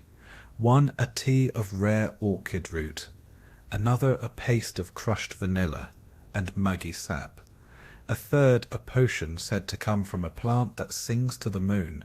The emperor recovered, but no one could agree which medicine did the trick, so all were rewarded, and the stories grew with every retelling. Fringe tidbit: on the emperor's birthday, it was custom for the Tisattle to present a garden gift, a new remedy, plant or poem about healing. The best gifts became part of palace tradition.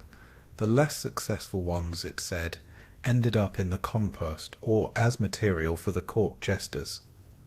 There's an old joke that the palace compost heap held the secrets of 10 lost cures and a few accidental love potions. As the sun sets, you're given a small packet of dried orchid petals for memory and courage, and told to keep them close when you need to feel powerful.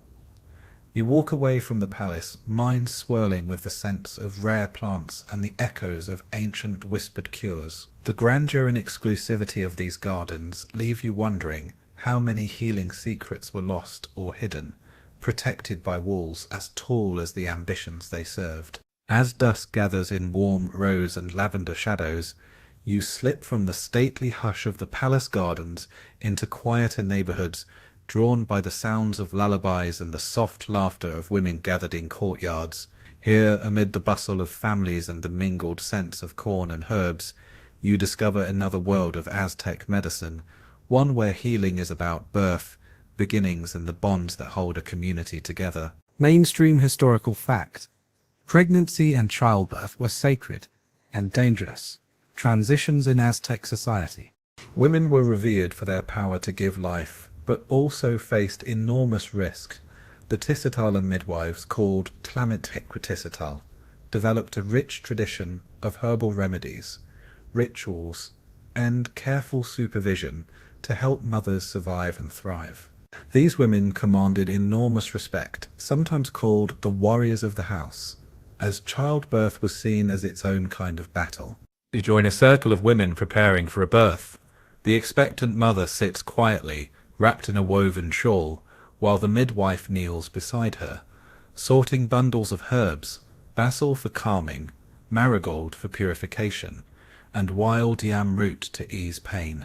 She pounds the herbs into a paste and mixes them with a little water, rubbing the mixture on the mother's belly in slow, rhythmic circles. Fringe tidbit: one curious tradition involved making tiny dolls from amaranth and honey, which were placed beneath the birthing mat to attract good spirits and distract the jealous ones. After birth, the doll would be buried in the garden or floated down a canal, an offering for health and safe passage.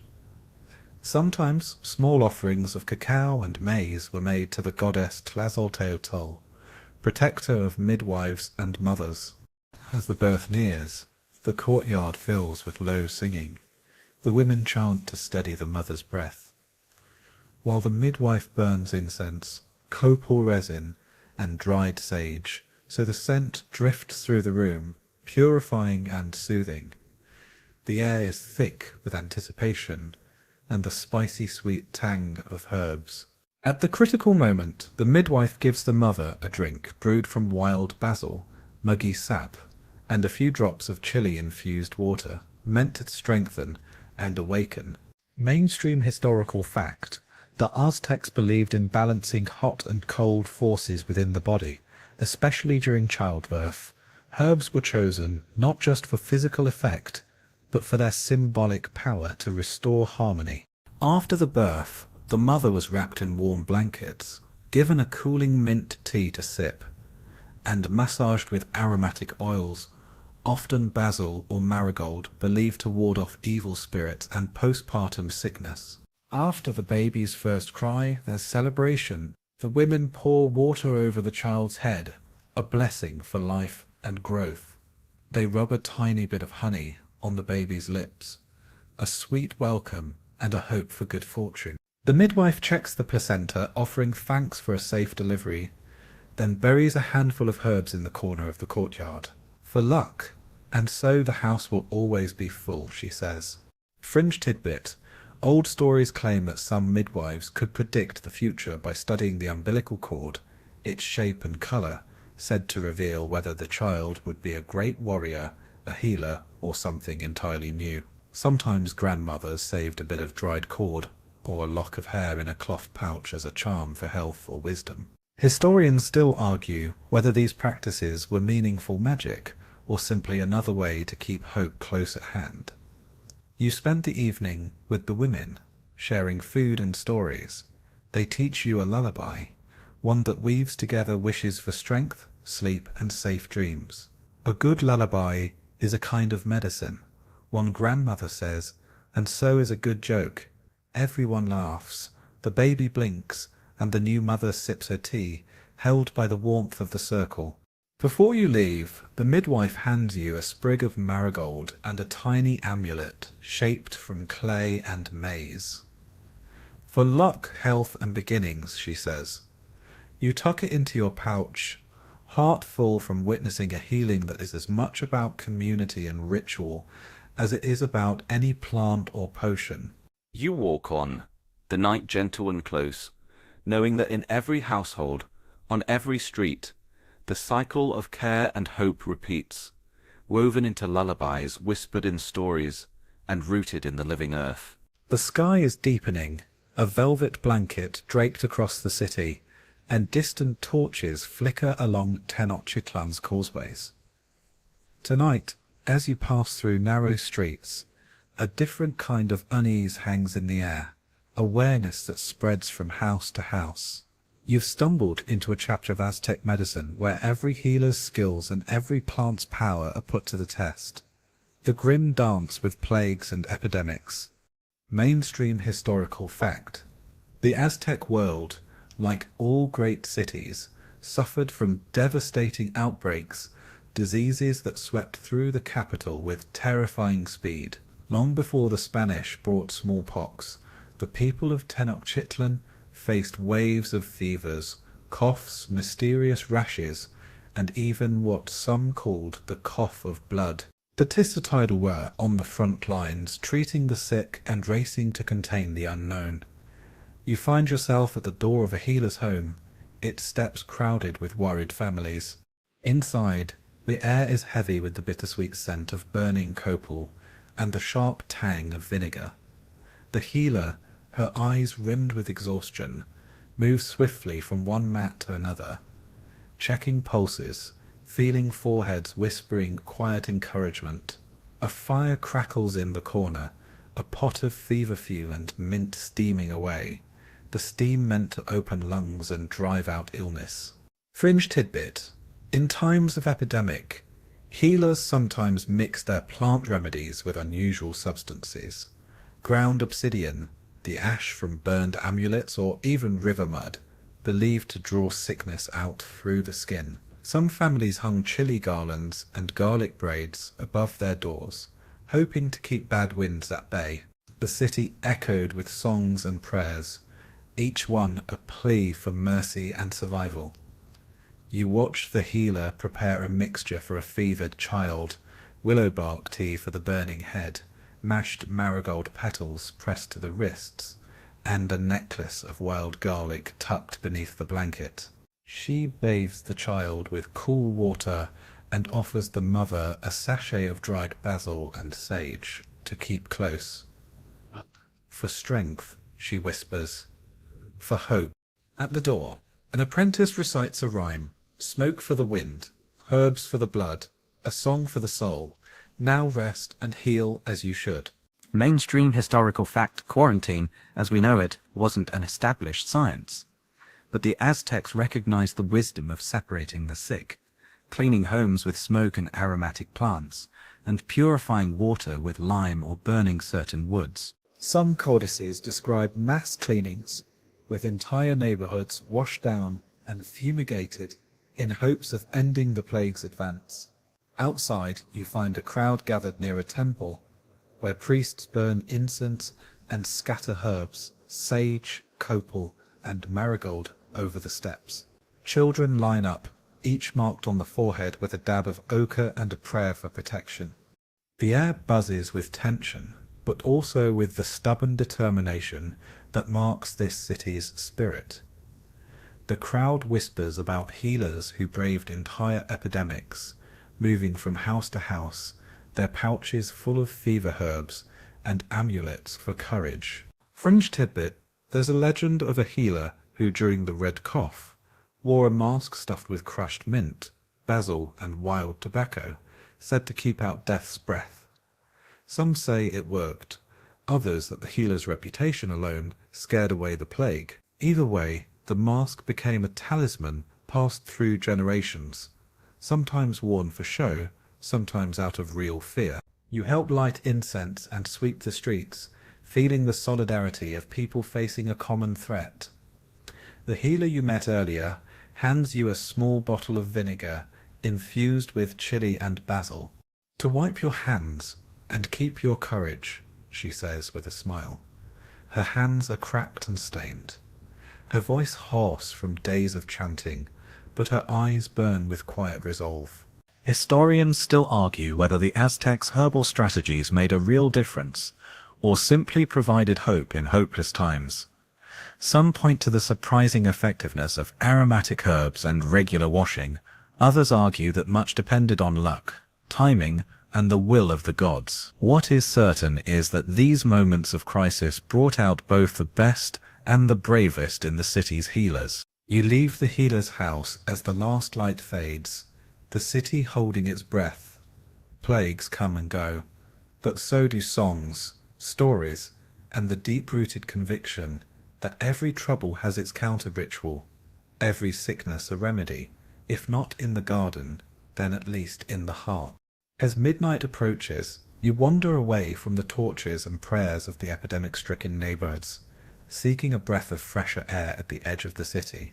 Here in the hush of reed beds and the quiet ripple of lake water, you stumble across another side of Aztec medicine, one less discussed, sometimes frowned upon, but never entirely forgotten: animal-based remedies. In a world so ruled by plants, you discover that the healing arts of Tenochtitlan drew from every corner of nature's cabinet, even those that crawled, flew, or slithered. Mainstream historical fact: the Aztec pharmacopoeia included not only hundreds of herbs, but also a surprising variety of animal products. Certain animal fats, bones, and even insects found their way into cures for wounds, coughs, or mysterious illnesses. From the fat of the axolotl, a legendary salamander found only in these lakes, to the powder of deer antler or the shells of river snails, each animal ingredient had a role, though often wrapped in layers of ritual, taboo, and careful preparation. A fisherman sits by the water, his boat rocking gently, grinding a chunk of white axolotl fat into a bowl. He tells you it is a precious cure for chest ailments and stubborn coughs, especially in children. It melts with honey, he says, and tastes like the lake on a cold morning. He shares that axolotl, seen as magical for their ability to regenerate, were treated with reverence. Their use in medicine was always accompanied by an offering, sometimes a few cacao beans, sometimes a whispered apology for taking what was needed. Fringe tidbit: some healers believed the spirit of the animal passed into the medicine, and so strict rules were followed. A bone or shell might be buried for a moon cycle before being powdered to quiet its spirit. There are stories of healers who refused to use animal medicines unless they'd been sung over, or who swore a particular frog's croak signaled the right time to harvest snail shells for fever remedies. Historians still argue whether these customs were superstitious, scientific, or simply an extra layer of caution in a risky world. You follow the fisherman to a small fire, where a mother stirs a clay pot filled with a syrup of honey, chili, and powdered grasshopper. Yes, grasshopper. She spoons a little onto a flat stone and explains that roasted insects were a common protein-rich food, but also an ingredient in cures for indigestion and exhaustion. The crunch is medicine too, she jokes, handing you a taste. Surprisingly, it's not bad, salty, earthy, with a kick of spice that wakes up the tongue. Mainstream historical fact: the Spanish chroniclers recorded their amazement and occasional disgust at the Aztecs' use of insects, lizards, and even bird parts in medicine. Some animal remedies were common sense: egg whites to cool burns, deer antler shavings for strength, while others, like snake fat or powdered beetles, seemed to belong more to magic than medicine. Yet these treatments sometimes persisted because, in the absence of better options, even the most unlikely ingredient was worth a try. A healer nearby mixes a salve from duck fat and Meiji sap, spreading it on a wound to seal and soothe.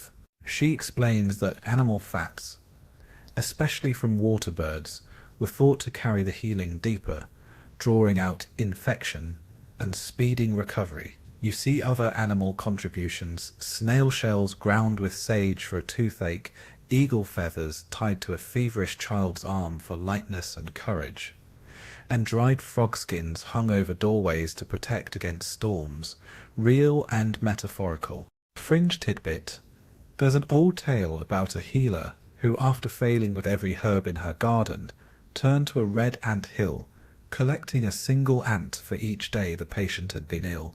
She brewed the ants into a tea, chanted a spell, and miraculously, or perhaps by coincidence, the fever broke.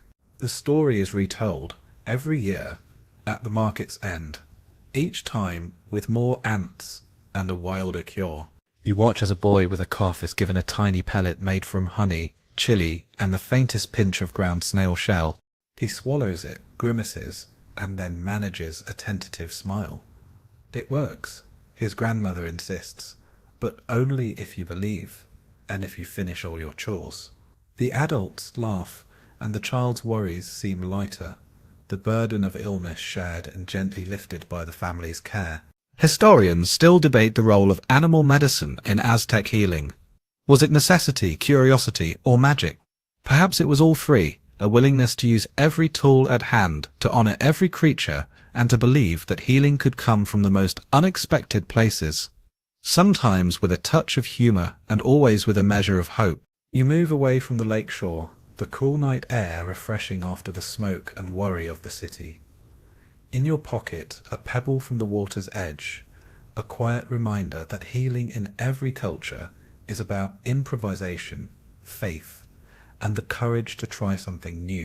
With the night now fully settled over Tenochtitlan, you wander deeper into the city, following lantern-lit lanes, and the quiet footsteps of late-night healers. As the world slows, you find yourself near the ceremonial precinct once more, where towering temples and flickering braziers mark the boundary between the everyday and the divine. Here, healing is less about plants and powders and more about the sacred act of ritual, of calling on the gods, the ancestors, and the deep, mysterious forces woven through the Aztec world. Mainstream historical fact. For the Aztecs, health was never just a matter of the body. Sickness could be caused by angry gods, restless spirits, or the breaking of sacred taboos. Major illnesses, especially those that resisted ordinary treatments, were brought before priests and priestesses trained in the art of spiritual medicine. The greatest temples housed not just idols, but archives of ritual knowledge, prayers, chants, offerings, and complex ceremonies designed to restore balance between the visible and invisible worlds. You pause at the edge of the great Templo Mayor, where a circle of priests in feathered cloaks chant beneath the stars. A family waits at the steps, their sick child bundled in bright blankets, eyes closed and breathing shallow. A priestess kneels beside them, painting the child's forehead with yellow marigold paste and laying a necklace of jade beads across their chest. Copal smoke drifts upward, thick and sweet, carrying prayers with it. Fringe tidbit: some rituals involved spirit washing, where the sick would be bathed not in water, but in the shadow of a sacred idol, or the flickering light of ritual fire. Healers might pass obsidian blades above a patient's body, not to cut, but to slice away bad luck or lingering spirits. There are stories of soul retrievals, performed at midnight, with chanting and dance meant to lure lost parts of a person's spirit back from wherever fear or illness had driven them. You watch as the priestess offers crushed cacao and drops of honey on a carved stone. She chants the names of healing gods, Tularok for rain and cleansing, Xochipilli for flowers and joy, and Ixtalilton for gentle dreams and restoration. The family joins in, their voices trembling but hopeful. The ritual is as much for them as for the child, binding them together in shared belief and the comfort of ancient words. Mainstream historical fact: ritual healing could be elaborate and expensive, with rare offerings, jade, feathers, flowers, food, presented to ensure the god's favor, but it was also communal. Neighbors and extended family would gather, bringing gifts and songs, reinforcing the sense that every illness was a matter for the entire community. Spanish chroniclers were both fascinated and bewildered by the Aztecs' elaborate ceremonies, sometimes describing them as half hospital, half theatre. After the ritual, the priestess ties a piece of red thread around the child's wrist. For life and courage, she says. The family bows, leaving gifts at the temple steps. Corn, beans, and a tiny clay figurine. You sense a shift, a quiet hope settling over them, as if the prayers have wrapped them in a shield against the unknown. Fringe tidbit. Some believed that dreams after a ritual held clues to healing. Priests kept dream journals, asking the sick to describe their visions. If you dreamed of water, it meant cleansing was working. If of fire, more protection was needed. There are old jokes about healers prescribing a cup of hot chocolate and a night full of good dreams, perhaps the most pleasant medicine ever devised. You linger by the temple, comforted by the warmth of firelight and the sound of voices rising together. Ritual healing, you realize, is as much about connection as it is about cure, a reminder that in the darkest hours, belief and belonging can ease the burdens that no medicine can touch alone. As you leave the ceremonial precinct, the city feels gentler, safer, and more alive. The rituals continue through the night, echoing down the avenues, carrying wishes for health, happiness, and the quiet hope that the gods and the healers will hear. You slip away from the lingering glow of the temples, winding along narrow canals where moonlight shimmers across the water's surface and frogs sing in the reeds. In this quiet, reflective hour, you find yourself thinking about recovery, not just from fevers or curses, but from the ordinary wounds of daily life, bruised limbs, aching muscles, battered pride, and the invisible injuries that accumulate as surely as any broken bone.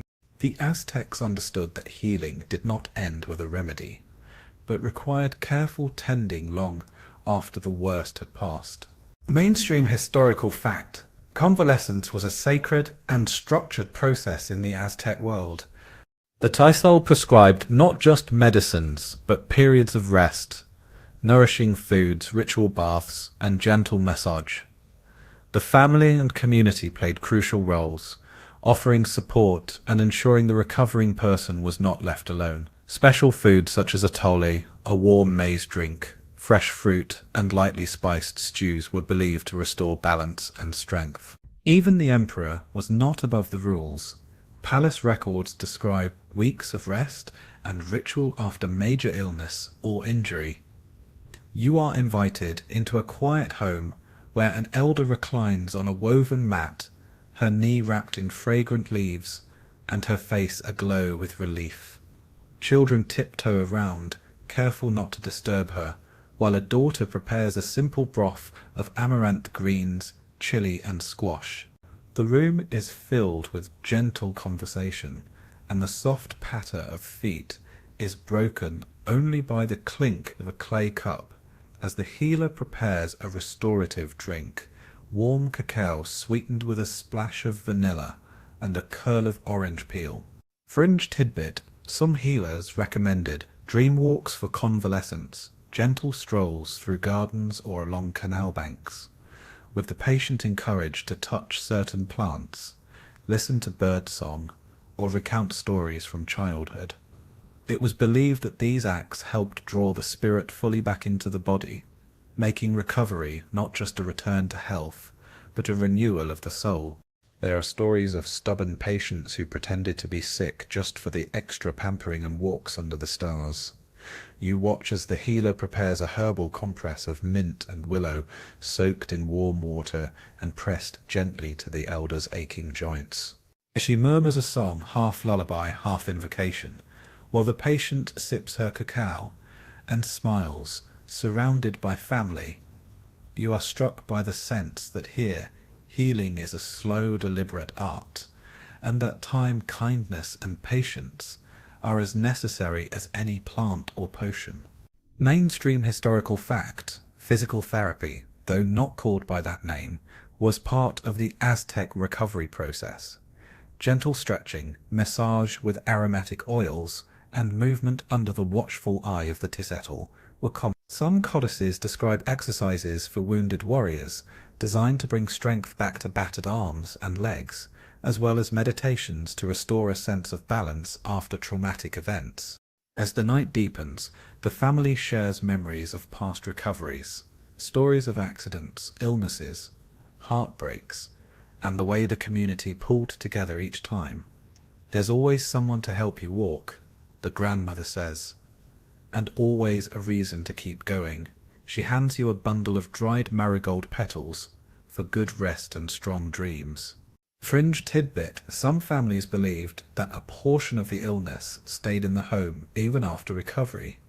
To banish lingering spirits, a sweeping ceremony would be held at dawn. Brooms of fresh herbs used to brush out the corners and thresholds, laughter and song sending away what the body no longer needed. The more joyful the noise, the more complete the cleansing. You step out into the fresh night air, feeling the deep comfort of a world where no one is expected to heal alone. The streets are quiet, but the city's heart beats strong, each home a small sanctuary of rest, resilience, and renewal. You carry the warmth of shared meals, songs, and slow walks, knowing that recovery is not just about mending, but about remembering to care, to pause, and to let others help shoulder the weight. You continue along the moonlit canals, the city peaceful and soft around you. You stumble upon a gathering of elders and healers beneath a vast dehuberate tree, its roots like gnarled fingers tracing the earth. Tonight they share stories and old wisdom, each tale a thread in the vast tapestry of Aztec medicine. You settle quietly among them, listening as the conversation drifts from practical cures to legends and mysteries, those lost plants and secret remedies that once flourished and have since faded from memory. Mainstream historical fact. Over centuries, the Aztec pharmacopoeia was shaped by the discoveries and disappearances of countless plants. Some, once treasured, are now unknown or extinct, lost to war, changing climates, or the simple erasure of time. Others survive only in oral tradition, their names echoing in songs or appearing as mysterious glyphs in ancient codices. The Tisitilo often lamented the loss of rare healing plants after the Spanish arrival, when sacred gardens were destroyed or appropriated, and the use of certain plants forbidden by colonial authorities. You listen as an old man, his hands stained green with herbs, recalls his grandmother's star balm, a blend of wildflowers, honey, and a plant called Tezcatlipoca, whose leaves shimmered at dusk. Gone now, he sighs, like the last notes of a lullaby. Another woman speaks of a powder from a blue-flowered vine that eased fevers better than willow, but she's not seen it since childhood. Each story is both a memory and a gentle mourning for the medicines lost to time. Fringe tidbit: there are persistent rumours of hidden gardens, high in the mountains, or deep in old forests, where lost plants still thrive under the care of secretive healer lineages. Some believe these gardens appear only to those in true need, vanishing at sunrise. There's even a joke among the younger healers: if you're lost, look for a missing plant, at least you'll have something to blame when you can't find your way home. The elders debate whether some lost plants ever truly existed, or if they're poetic inventions, a symbol of all that slips away when traditions change. Historians still argue about cryptic references in old manuscripts. Was heartleaf really a miracle plant, or a metaphor for the power of Louvre and memory to heal what science cannot? No one can quite agree, but the stories themselves become their own kind of medicine. You ask how new plants enter the healing tradition, and a midwife laughs, describing the joy of discovery when a child brings home a weed that proves helpful. Curiosity is our oldest remedy, she declared. Another healer recounts an encounter with a Spanish friar who, after seeing a native plant work where European medicines failed, secretly gathered cuttings for his own garden, proof, perhaps, that healing crosses boundaries even when politics would not. Mainstream historical fact: the blending of indigenous and imported knowledge, though sometimes forced, created new traditions. Some plants brought from abroad, like cinnamon or orange, joined the Aztec pharmacopoeia, while some native secrets found their way into European medicine. Yet the loss of ancient wisdom is still keenly felt, with botanists and healers today striving to rediscover and reclaim the plants and methods nearly erased by conquest. The night grows late, the air filled with the scent of sweet earth and blooming night flowers. Someone strums a quiet melody, while the elders take turns reciting the names of forgotten plants as a kind of gentle prayer. We remember, they say, so that not everything is lost. A young apprentice scribbles notes, her eyes wide with wonder. Proof that each story, no matter how old, might spark the next great rediscovery. Before you rise, an elder presses a handful of wildflower seeds into your palm. For remembrance, she says, plant them where you rest. Sometimes the old cures find their way back. You pocket the seeds, heart heavy and hopeful, certain that the wisdom of generations lingers, hidden in roots and stories, waiting for the right hands and hearts to bring it blooming to life again. You leave the circle as the first pale glow of dawn edges the city's rooftops. The memory of lost plants, healing laughter, and quiet resilience, a steady comfort as a new day begins. The first blush of sunrise stretches across Tenochtitlan, painting the canal waters with ripples of pink and gold. You walk quietly through the city, still carrying the wildflower seeds gifted by the elder, and feel a gentle sense of hope rising with the dawn. It's a perfect time for reflection and, as you soon discover, for the rituals of renewal that were so important to the Aztecs. This was a society that did not fear change. Instead, it celebrated cycles of sun and rain, of loss and healing, of endings and bright new beginnings. Mainstream historical fact. The Aztecs marked the turning of seasons and important life events with great ceremony. Healing, too, was seen as a cycle requiring not just a cure for the body, but a ritual of letting go and welcoming new health.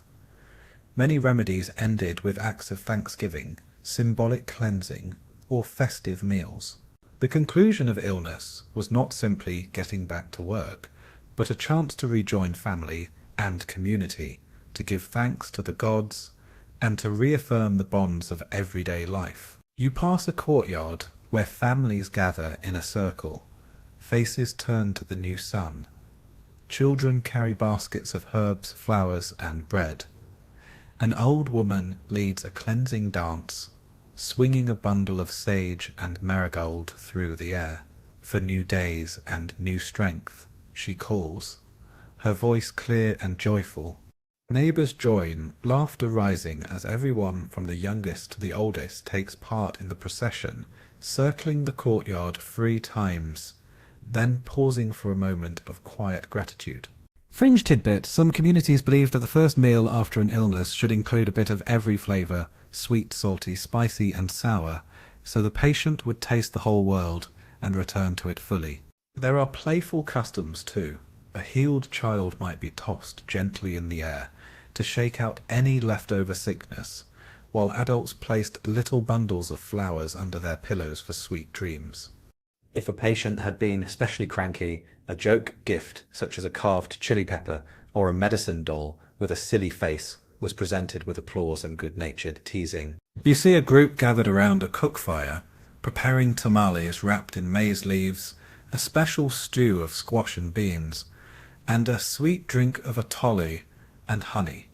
The healed patient is offered the first bite, and, after a blessing, shares the meal with everyone. No one recovers alone, says a neighbour, passing you a warm tamale. We celebrate for the ones who returned, and remember the ones who did not. Mainstream historical fact. These feasts and ceremonies were not just for individuals, but often held at the end of epidemic waves, or at major festivals. The entire community gathered to honour those lost, to welcome the healthy, and to reset the rhythm of life. Even today, Echoes of these rituals persist in Mexico's Day of the Dead celebrations, and in family gatherings after hard times. The circle breaks into song, voices rising together, some strong, some wobbly, all joyful. Children scatter petals on the ground, and someone throws handfuls of seeds into the canal, a promise for future gardens. The laughter and music drift through the air, mingling with the scent of herbs and fresh bread. Fringe tidbit. It said that healers would sometimes bury the last remnants of a sickbed, a blanket, a cracked bowl, or a dried herb bundle, in the garden, so that what was heavy can become something that grows. Some families still do this, planting flowers or trees as living memorials to hardship overcome and life renewed. You feel the energy of the city shift, lighter, more vibrant, alive with possibility. The markets open, the canals fill with boats, and everywhere you look, there is motion and colour. It is a gentle reminder that healing is not just an end, but a beginning, a doorway back into the world, carrying the wisdom of what you have survived. As you tuck the wildflower seeds into your pouch, you realize you've learned not only about the plants and potions of the Aztec healers, but about the resilience, humor, and hope that carried their world through every trial. In the quiet glow of morning, you promise yourself to carry those lessons forward into your own cycles of challenge and renewal, planting a little gratitude with each new day. As the city awakens in fall, you wander through Tenochtitlan one last time, savouring the chorus of morning sounds. Vendors calling, birds chattering in rooftop gardens, the distant splash of paddles in the lake. The air is thick with promise and the warm green breath of a world alive with remedies and rituals.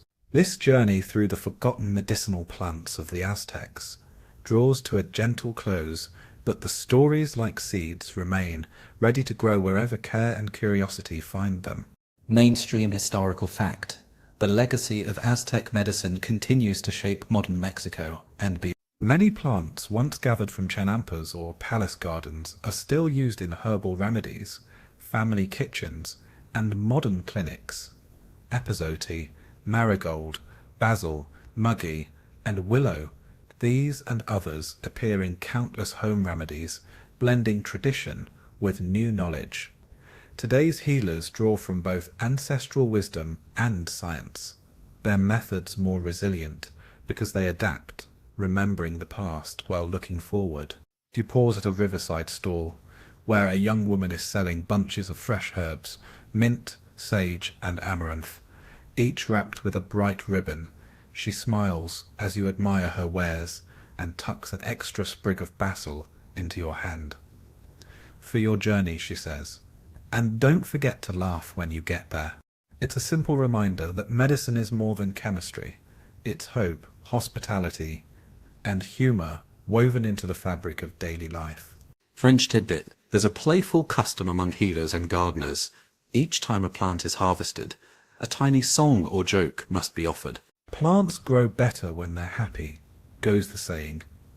You overhear a child singing to a row of chaya, and a nearby grandfather teaching his grandson a silly rhyme about amaranth seeds and sneezing turtles. These living traditions, as vital as any potion, ensure that knowledge is shared with a smile. You stroll through the market, seeing how old practices linger in new forms. Vendors sell honey and chili for coughs, while a grandmother offers a poultice of aloe and mint for tired feet. A teenager with braided hair hands out sachets of dried marigold for good dreams, and an elderly man tells stories of willow bark tea curing everything from fevers to heartbreak. Historians still argue, he jokes, whether it was the tea or the company that did the real healing. You notice the city's endless cycle of healing and hope.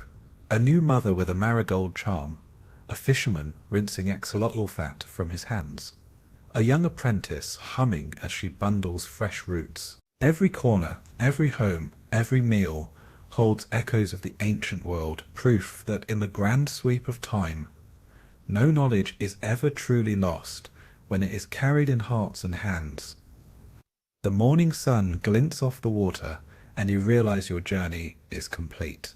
You hold your pouch of wildflower seeds, amulets, and herbs, and feel a deep sense of gratitude for the resilience of a people, for the kindness of strangers, and for the quiet, unending work of those who heal. You promise yourself to remember, healing is not only for illness, but for living itself, the way to bring joy, comfort, and community into every ordinary day. As you find a quiet bench beneath the shade of a willow, you reflect on all you've seen and learned, that the greatest medicine is sometimes laughter, sometimes faith, and always a little courage. With one last deep breath of the fragrant air, you close your eyes, knowing you carry with you the gentle wisdom of the Aztecs, a legacy that, like the seeds in your pocket, can be planted wherever you need a little hope. The world softens now as the busy city recedes, and all that remains is the gentle sway of memory. You let yourself drift, slow and unhurried, beneath the vast blue sky. The soft murmur of water lapping at the shores of Tenochtitlan, the scents of mint, marigold, and basil linger in the air, comforting as an old lullaby. With each breath, the bustle of the marketplace, the laughter of healers, and the songs of children blur into a single, soothing hum. You feel the cool shade of willow leaves, the press of smooth stones beneath your hand, the warmth of the sun on your face.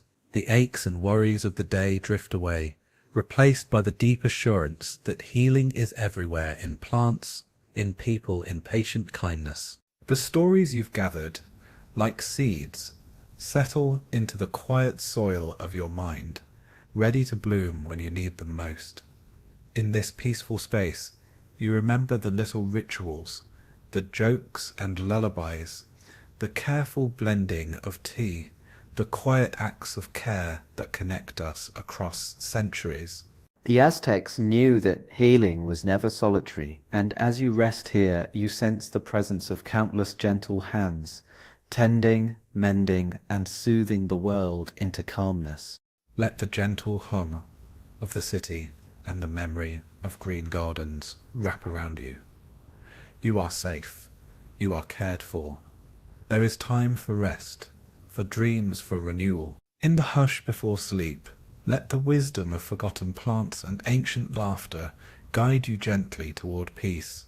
Breathe in the comfort, and as you exhale, drift softly into night.